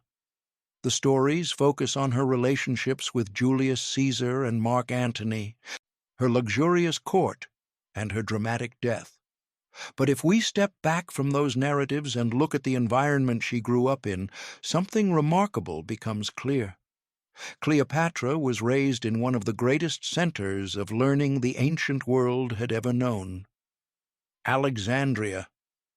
When Alexander the Great founded Alexandria in 331 BCE, he envisioned it as more than just a port city. It was meant to become the intellectual capital of the Mediterranean. Under the Ptolemaic dynasty, that vision became reality. The city's most famous institution was the Library of Alexandria, a vast collection of scrolls that attempted to gather all human knowledge in one place. Ancient estimates suggest the library may have contained hundreds of thousands of scrolls. Scholars from across the known world traveled to Alexandria to study there. Mathematicians, astronomers, philosophers, physicians, engineers.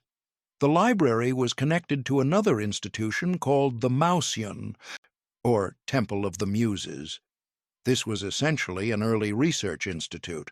Scholars lived there, received funding from the state, and spent their time teaching, debating, and writing. For the ancient world, it was something close to a university, and Cleopatra grew up surrounded by it. Unlike many monarchs, Cleopatra did not treat scholarship as something distant from political life. She actively participated in intellectual culture. Ancient sources indicate she studied a wide range of subjects: philosophy, mathematics, astronomy, medicine, chemistry, what ancient writers often referred to as alchemy. This intellectual curiosity was not unusual for members of the Ptolemaic dynasty, but Cleopatra appears to have embraced it more deeply than most of her predecessors. Some later historians even claim that Cleopatra wrote scholarly works herself. And one of the most frequently mentioned texts was a medical treatise focused on cosmetics and pharmacology.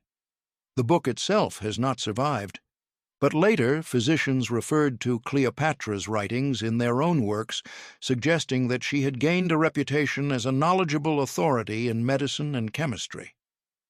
In the ancient world, the boundaries between medicine, chemistry, and cosmetics were closely connected. Substances used for beauty treatments often overlapped with medicinal compounds. Egypt, in particular, had a long tradition of pharmaceutical knowledge. Egyptian physicians had been recording treatments and surgical techniques for thousands of years. Cleopatra likely had access to this accumulated knowledge, along with Greek scientific traditions brought by the Ptolemies. Her medical writings may have explored topics like herbal remedies, perfumes, and skin treatments. But these were not merely cosmetic concerns. In ancient societies, health, medicine, and chemistry were closely linked to statecraft. Knowledge of poisons and antidotes, for example, could be politically significant. Some historians have even suggested that Cleopatra experimented with poisons to determine their effects. According to later accounts, she tested different substances on condemned prisoners to observe how quickly they caused death. While these stories are difficult to confirm, they reflect Cleopatra's reputation for scientific curiosity. She was not simply a ruler who enjoyed luxury. She was a ruler interested in understanding how the natural world worked. Cleopatra's education also made her unique among the Ptolemaic rulers in another important way. She learned the Egyptian language. This might not sound extraordinary today, but for the Ptolemaic dynasty it was highly unusual. Most of Cleopatra's ancestors had ruled Egypt for centuries without ever speaking the language of their own subjects. They conducted government business in Greek and remained culturally separate from the Egyptian population. Cleopatra broke with that tradition. By learning Egyptian, she was able to communicate directly with priests, officials, and citizens throughout the kingdom. This decision had enormous political advantages. Egyptian temples were powerful institutions. Priests controlled large areas of land and held deep influence over the population. By engaging with them directly in their own language, Cleopatra strengthened her legitimacy as a ruler. In temple reliefs, she even appeared performing traditional Egyptian religious rituals, presenting herself as a true pharaoh rather than simply a Greek monarch ruling Egypt. This cultural flexibility was one of Cleopatra's greatest political skills. She could operate comfortably in multiple worlds: Greek, Egyptian, Roman.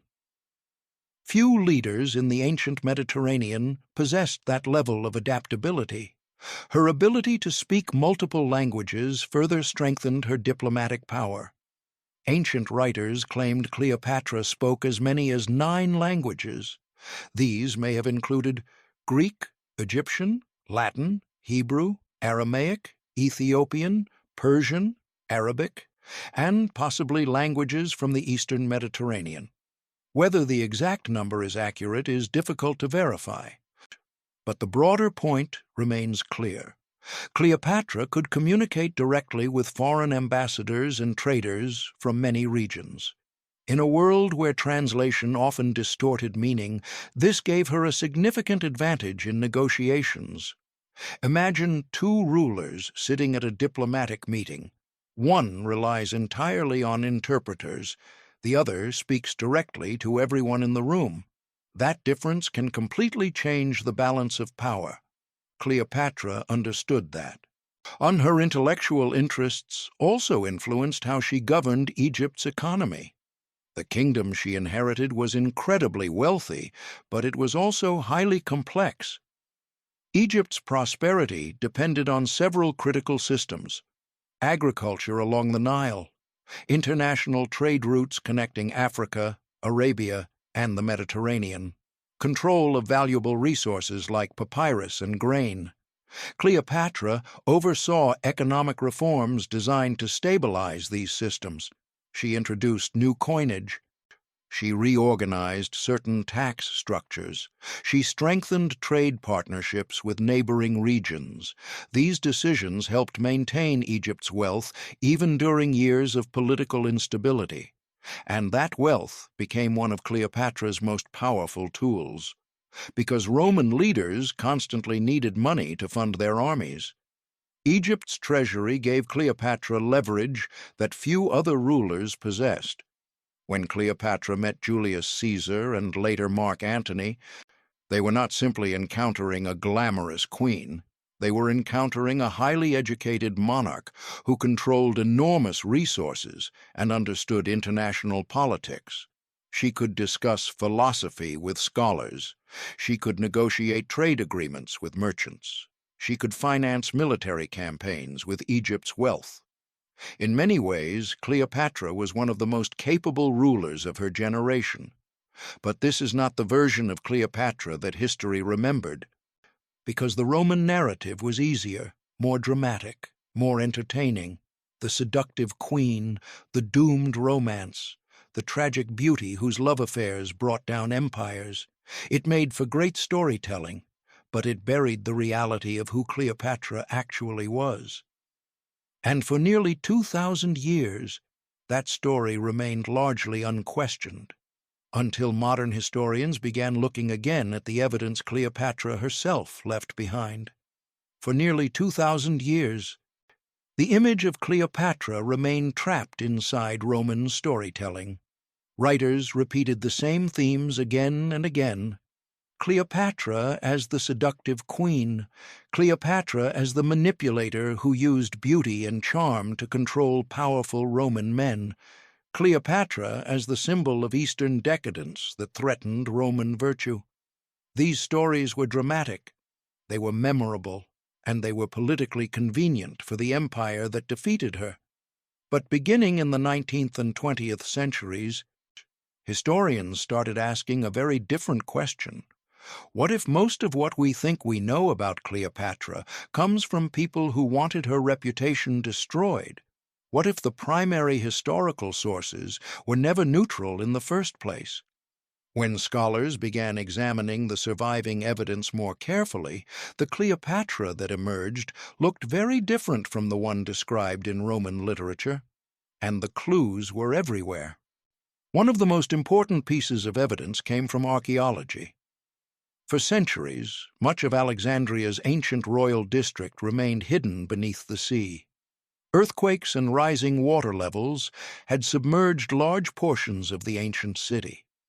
But underwater excavations in recent decades have revealed remarkable discoveries. Divers exploring the submerged ruins of Alexandria have uncovered statues, temple fragments, columns, and royal monuments connected to Cleopatra's era.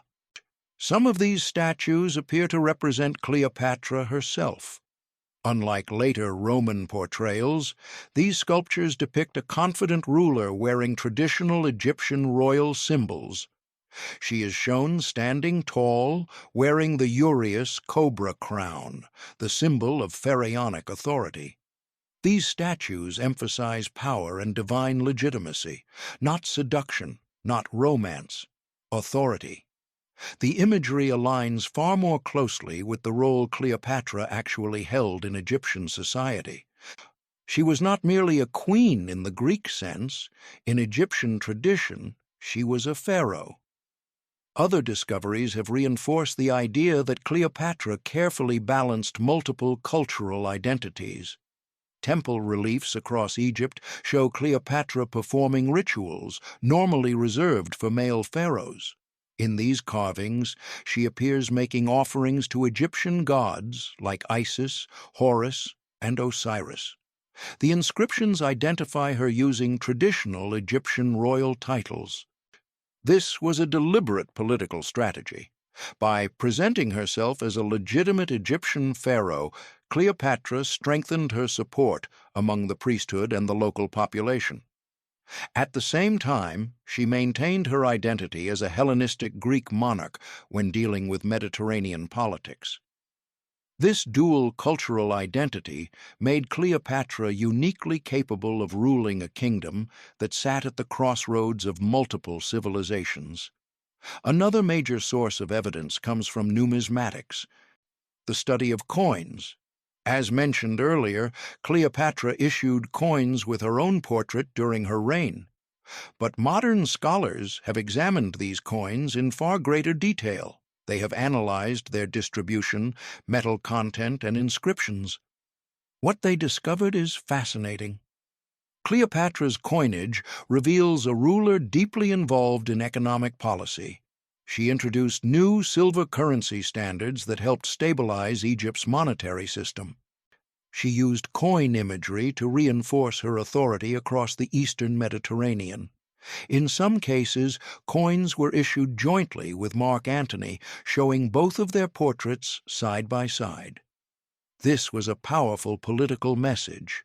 It presented Cleopatra and Antony as equal partners in a shared political project, something Roman writers later tried very hard to deny.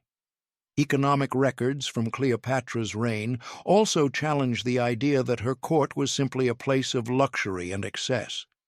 Papyri discovered in Egypt, ancient documents written on papyrus scrolls, provide glimpses into the administrative systems operating under her rule.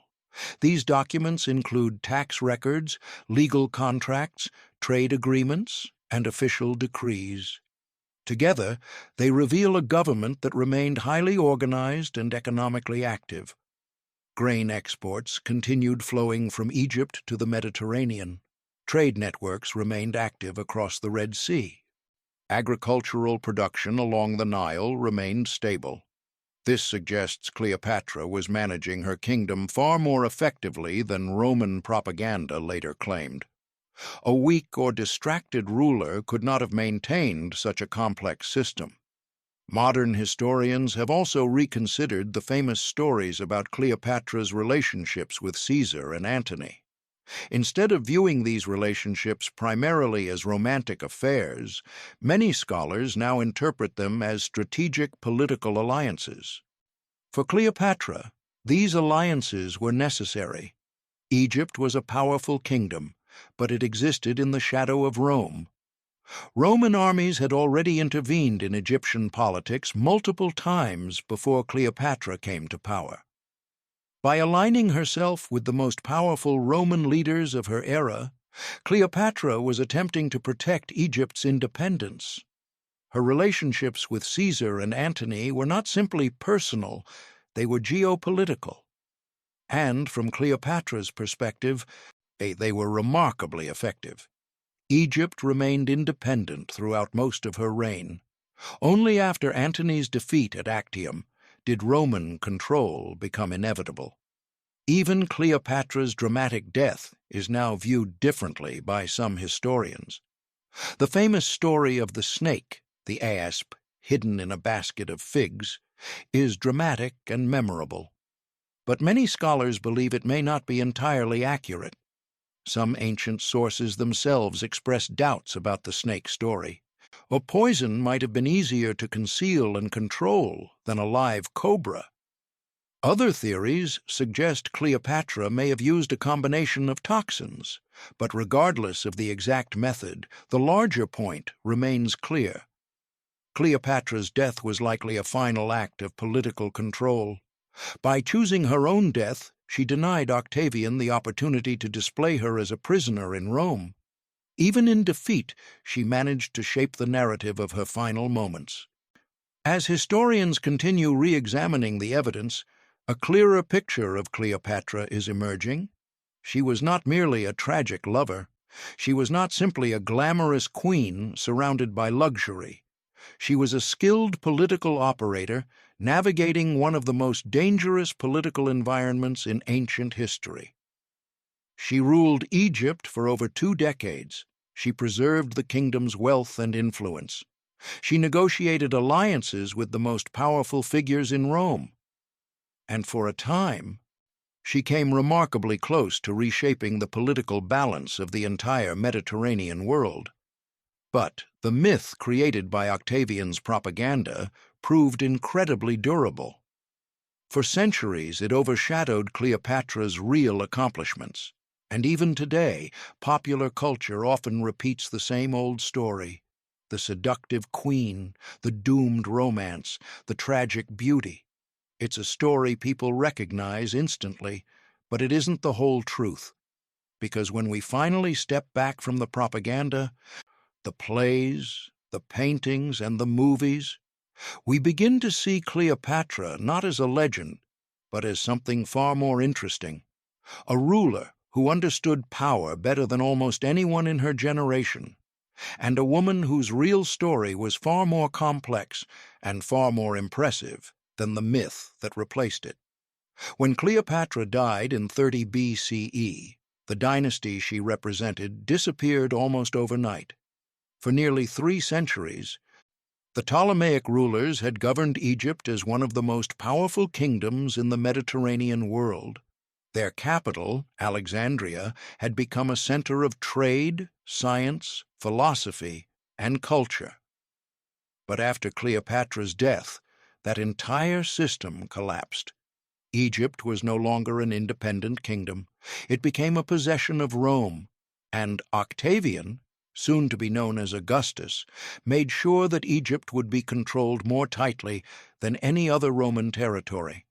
Unlike other provinces, Egypt was not governed by senators. Augustus refused to allow members of Rome's political elite to hold power there. Instead, he appointed a prefect, an official directly loyal to him. The reason was simple: Egypt was far too valuable to risk losing. The Nile River produced enormous grain harvests every year. Much of that grain was shipped to Rome, feeding hundreds of thousands of citizens. Control of Egypt meant control of Rome's food supply. It also meant control of trade routes, connecting the Mediterranean to Africa, Arabia, and India. By turning Egypt into his personal domain, Augustus ensured that no rival could easily challenge his authority. But Cleopatra's story did not end entirely with her death, because some of her children survived, and their lives became strange echoes of the world she had tried to build. We already know what happened to Caesarion, Cleopatra's son, with Julius Caesar. He represented a dangerous political rival to Augustus. As long as Caesarion lived, there would always be people who could claim that Julius Caesar's true heir had been murdered and replaced. Augustus could not allow that risk. So Caesarion was executed shortly after Cleopatra's death. He was only 17 years old.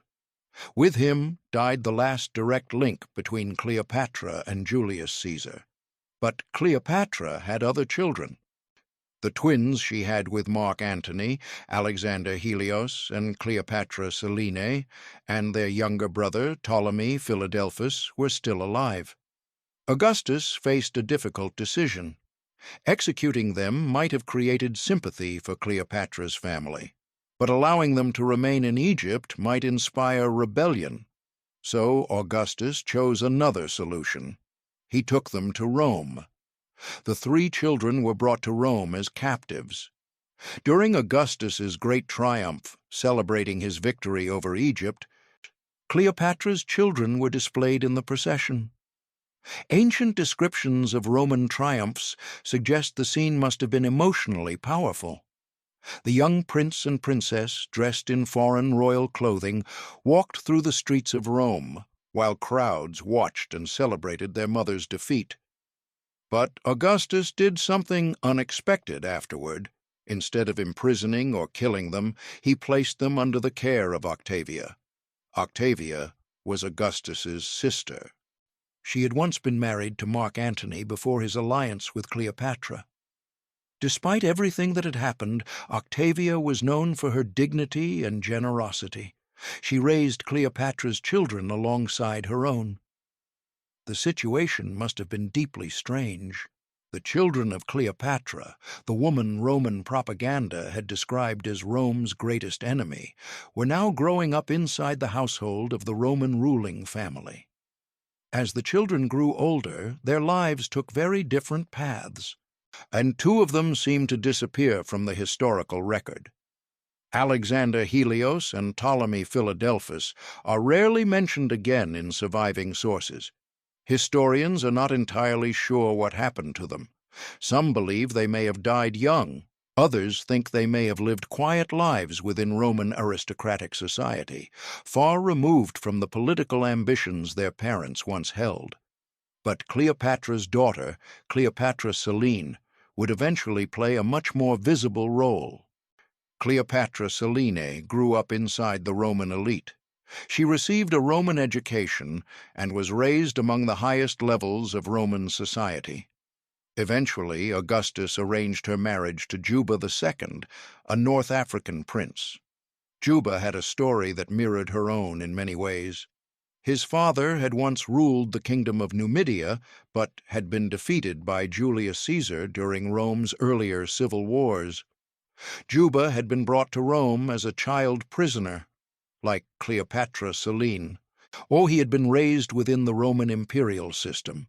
Now, as adults, the two were married and installed as rulers of Mauritania, a client kingdom located in what is now Morocco and Algeria. In this distant corner of the Roman world, Cleopatra's daughter became a queen. Cleopatra, Selene, and Juba II ruled Mauritania for many years. Their court became known for its cultural sophistication. They encouraged scholarship, art, and architecture. Some historians believe Cleopatra Selene intentionally modeled aspects of her court after the intellectual traditions of Alexandria. It was as if a small fragment of Cleopatra's world had survived in exile. Their capital city, Caesarea, became a vibrant center of trade and culture. Coins issued by Cleopatra Selene and Juba II even featured imagery that reflected both Roman and Egyptian influences. It was a subtle reminder of the remarkable heritage she carried. Through Cleopatra Selene, the bloodline of the last queen of Egypt continued. Meanwhile, Egypt itself had entered a completely new chapter. Under Roman rule, Alexandria remained an important city. The Library of Alexandria continued functioning in various forms. Trade across the Mediterranean and Red Sea remained active, but Egypt was no longer an independent kingdom shaping its own destiny. It was part of a vast imperial system controlled from Rome. For Augustus, the conquest of Egypt was more than just a military victory. It marked the end of the Roman Republic and the birth of the Roman Empire. With his rivals defeated and Egypt under his control, Augustus reorganized the Roman state into a new political system. He became Rome's first emperor, and the empire he built would dominate the Mediterranean world for centuries. But the propaganda that helped Augustus achieve that power also left a permanent mark on Cleopatra's reputation. For generations, Roman historians repeated the same story. The dangerous queen, the seductive manipulator, the foreign threat defeated by Rome's virtue.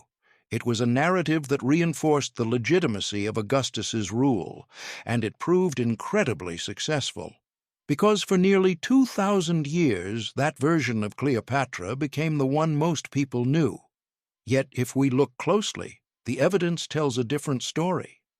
A story not of a reckless seductress, but of a ruler who fought desperately to preserve the independence of her kingdom in a world dominated by Roman power.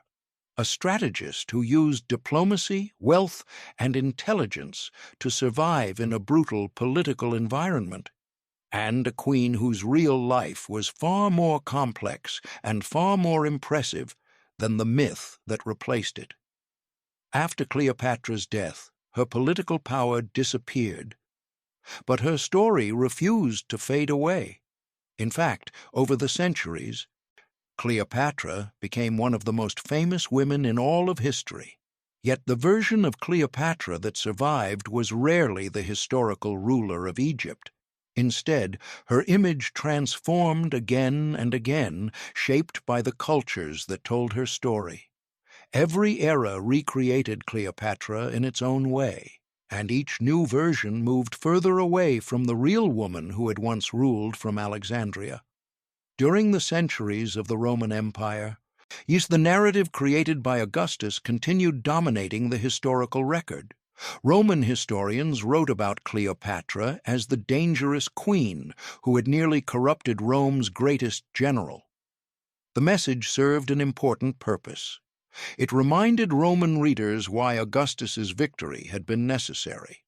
In this story, Cleopatra was less a political leader and more a symbol of moral danger. She represented foreign luxury, emotional excess, and feminine manipulation. And Antony became the cautionary tale, a powerful Roman who lost his discipline after falling under her influence. This version of the story fit perfectly within Roman political ideology. And because Roman writers produced most of the surviving historical texts, their interpretation spread widely across the ancient world. When the Roman Empire eventually gave way to the medieval period, Cleopatra's story did not disappear, but it changed again. Medieval European writers often interpreted ancient figures through the lens of Christian morality.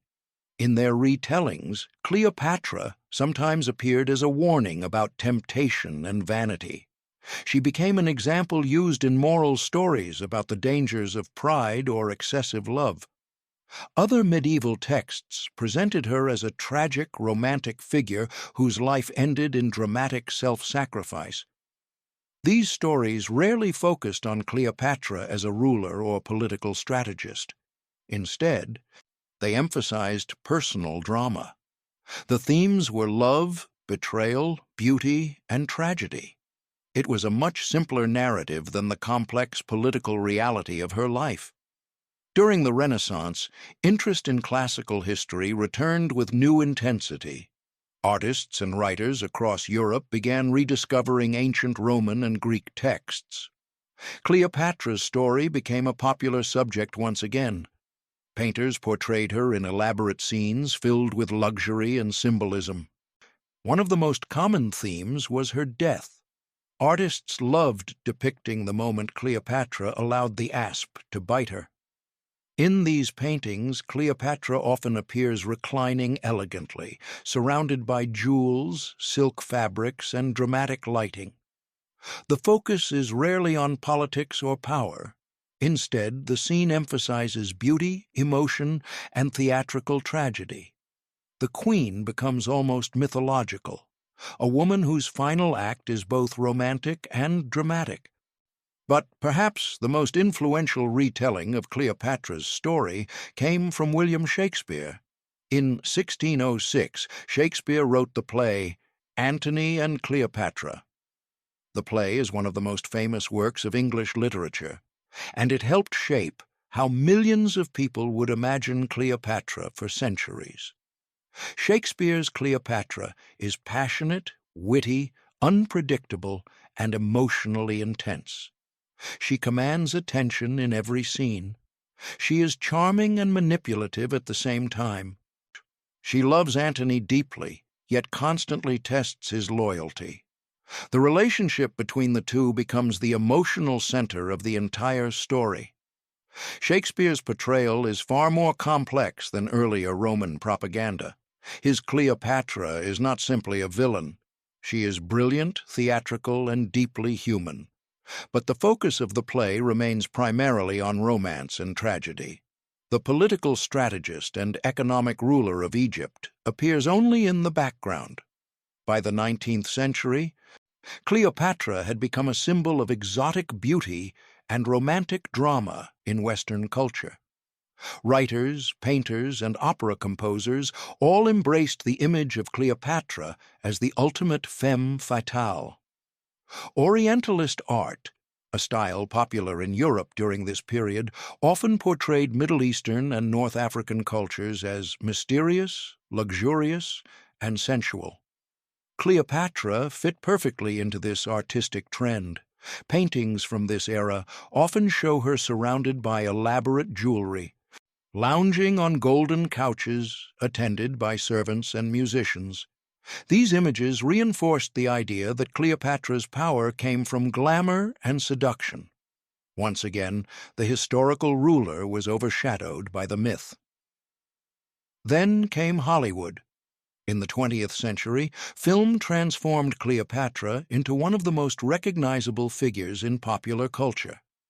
The visual image we associate with Cleopatra today, heavy black eyeliner, golden crowns, dramatic robes, was shaped largely by cinema. Early silent films already presented Cleopatra as a glamorous and seductive monarch, but the most famous portrayal came in 1963, when actress Elizabeth Taylor starred in the epic film Cleopatra. The movie was enormous. Lavish costumes, massive sets, spectacular processions. Taylor's Cleopatra appeared dazzling, confident, and breathtakingly beautiful. The film reinforced the idea that Cleopatra's greatest weapon was her charm. The political complexity of her reign received far less attention. Hollywood had found the perfect story, a queen whose beauty conquered the most powerful men in the ancient world. It was dramatic, it was romantic, and it was very far from historical reality. Yet, despite all these myths and reinterpretations, Cleopatra's story continues to fascinate people. And in recent decades, historians have begun looking at her life in a completely new way. Instead of focusing on the legend, they have returned to the evidence: coins, temple inscriptions, administrative records, archaeological discoveries. All of these sources reveal a ruler who was far more intelligent, capable, and politically skilled than the myth suggests. A woman who held her own against the most powerful leaders of the Roman Republic, and a queen who ruled one of the richest and most complex kingdoms of the ancient world for over 20 years. The more historians study Cleopatra, the clearer one thing becomes. The real Cleopatra was far more impressive than the legend. And that brings us back to the central question. How did the image of Cleopatra become so distorted? How did a brilliant political strategist become remembered primarily as a seductive beauty? The answer lies in the power of storytelling, because history is not just about what happened, it is about who gets to tell the story afterward. And for 2,000 years, Cleopatra's story was told mostly by her enemies. But today, we can finally look past the propaganda and see the woman who stood behind the legend. So, after 2,000 years of stories, myths, paintings, plays, and films, what actually remains of Cleopatra? Strip away the Roman propaganda, remove the Hollywood glamour, ignore the centuries of exaggerated romance. What do you see? You see something far more interesting than the legend. You see one of the most formidable political minds of the ancient world. Cleopatra was not born into stability. She was born into a dynasty that had already begun to decay. The Ptolemaic Kingdom she inherited was riddled with internal conflict. Rival family members competed for power. Roman politicians constantly interfered in Egyptian politics. The kingdom's future depended heavily on navigating the ambitions of a rapidly expanding Roman Republic. And Cleopatra took the throne at just 18 years old. From the very beginning of her reign, she faced enemies both inside and outside her kingdom. Her own brother's faction forced her into exile. She had to assemble an army just to reclaim the capital of Alexandria. And when she returned to power, it was not through romance or luck. It was through one of the boldest political gambits in ancient history, smuggling herself into Julius Caesar's chambers and convincing the most powerful man in Rome that supporting her was the best strategic choice. That moment alone reveals the real Cleopatra. She was daring, calculated, and fully aware of how power operated. For the next 2 decades, Cleopatra ruled Egypt during one of the most chaotic periods in Mediterranean history. The Roman Republic was collapsing. Civil wars erupted repeatedly. Armies marched across continents. Political alliances shifted constantly. Yet throughout this chaos, Cleopatra managed to keep Egypt independent. This was not easy. Rome had already absorbed many neighboring kingdoms, but Cleopatra's diplomacy, wealth, and intelligence allowed her to maintain Egypt's sovereignty longer than many historians expected. Her alliances with Caesar and later Antony were not reckless romances. They were survival strategies. And for many years, they worked. During Cleopatra's reign, Egypt remained one of the richest economies in the ancient world. Grain shipments from the Nile fed massive populations across the Mediterranean. Trade routes connecting Africa, Arabia, and India continued flowing through Egyptian ports.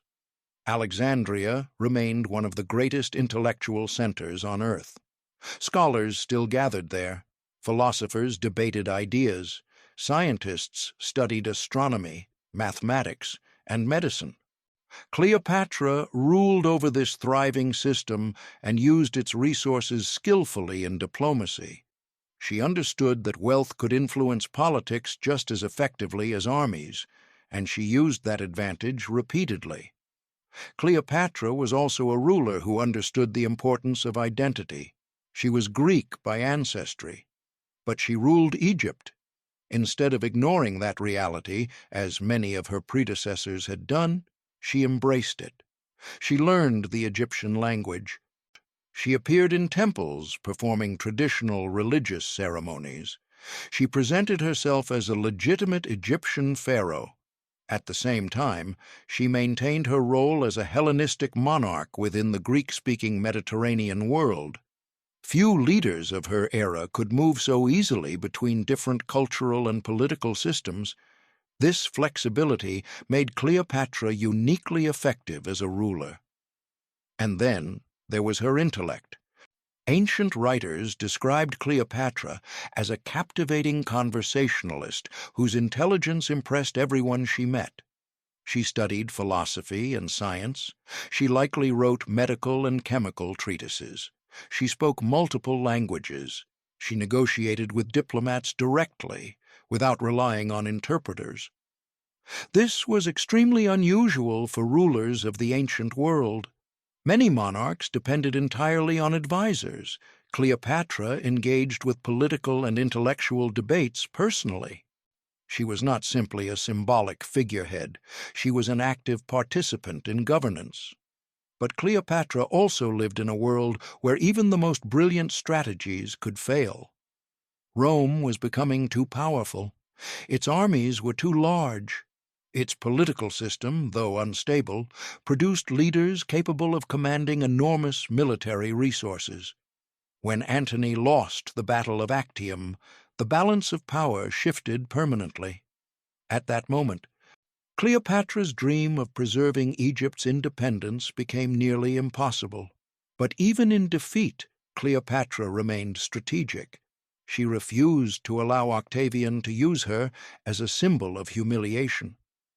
Her final act, choosing death rather than captivity, was another calculated decision. It denied Octavian the public spectacle he had planned, and it allowed Cleopatra to control the narrative of her own ending. For a ruler who had spent her entire life shaping political perceptions, it was a final assertion of autonomy. Yet the story that survived after her death was not the one Cleopatra would have chosen. Octavian understood something crucial. Power is not only about armies, it is about stories. By portraying Cleopatra as a seductive villain, he transformed his victory into a moral triumph. Rome had not conquered a brilliant queen defending her kingdom. Rome had defeated a dangerous enchantress who had corrupted one of its greatest generals. It was a narrative that made Octavian's rise to power seem necessary and justified. And it worked. For centuries, Cleopatra's real accomplishments were overshadowed by that story. But today, we can look at the evidence with fresh eyes. Coins bearing her portrait, temple carvings showing her as a pharaoh, administrative records revealing the complexity of Egypt's economy, archaeological discoveries uncovering the world she ruled. Together, they reveal a woman who was far more than the legend, a strategist, a linguist, a scholar, a monarch navigating one of the most dangerous political landscapes in ancient history. And for over 20 years, she succeeded. The Cleopatra of Hollywood, the glamorous seductress conquering Rome with beauty alone, was never real. That version of Cleopatra was created by Roman propaganda, reshaped by medieval storytellers, romanticized by Renaissance artists, and finally amplified by modern cinema. The real Cleopatra did not rely on beauty to command empires. She relied on intelligence, education, diplomacy, and a remarkable understanding of power. So the next time you picture Cleopatra, look past the eyeliner, look past the golden crown, look past the romantic tragedy, and imagine something far more impressive. A young queen standing in the palace of Alexandria, speaking 9 languages, negotiating with Roman generals, managing one of the richest economies in the world, and trying to protect her kingdom from the most powerful empire on earth. Not a seductive myth, but a ruler, and one of the most misunderstood leaders in human history.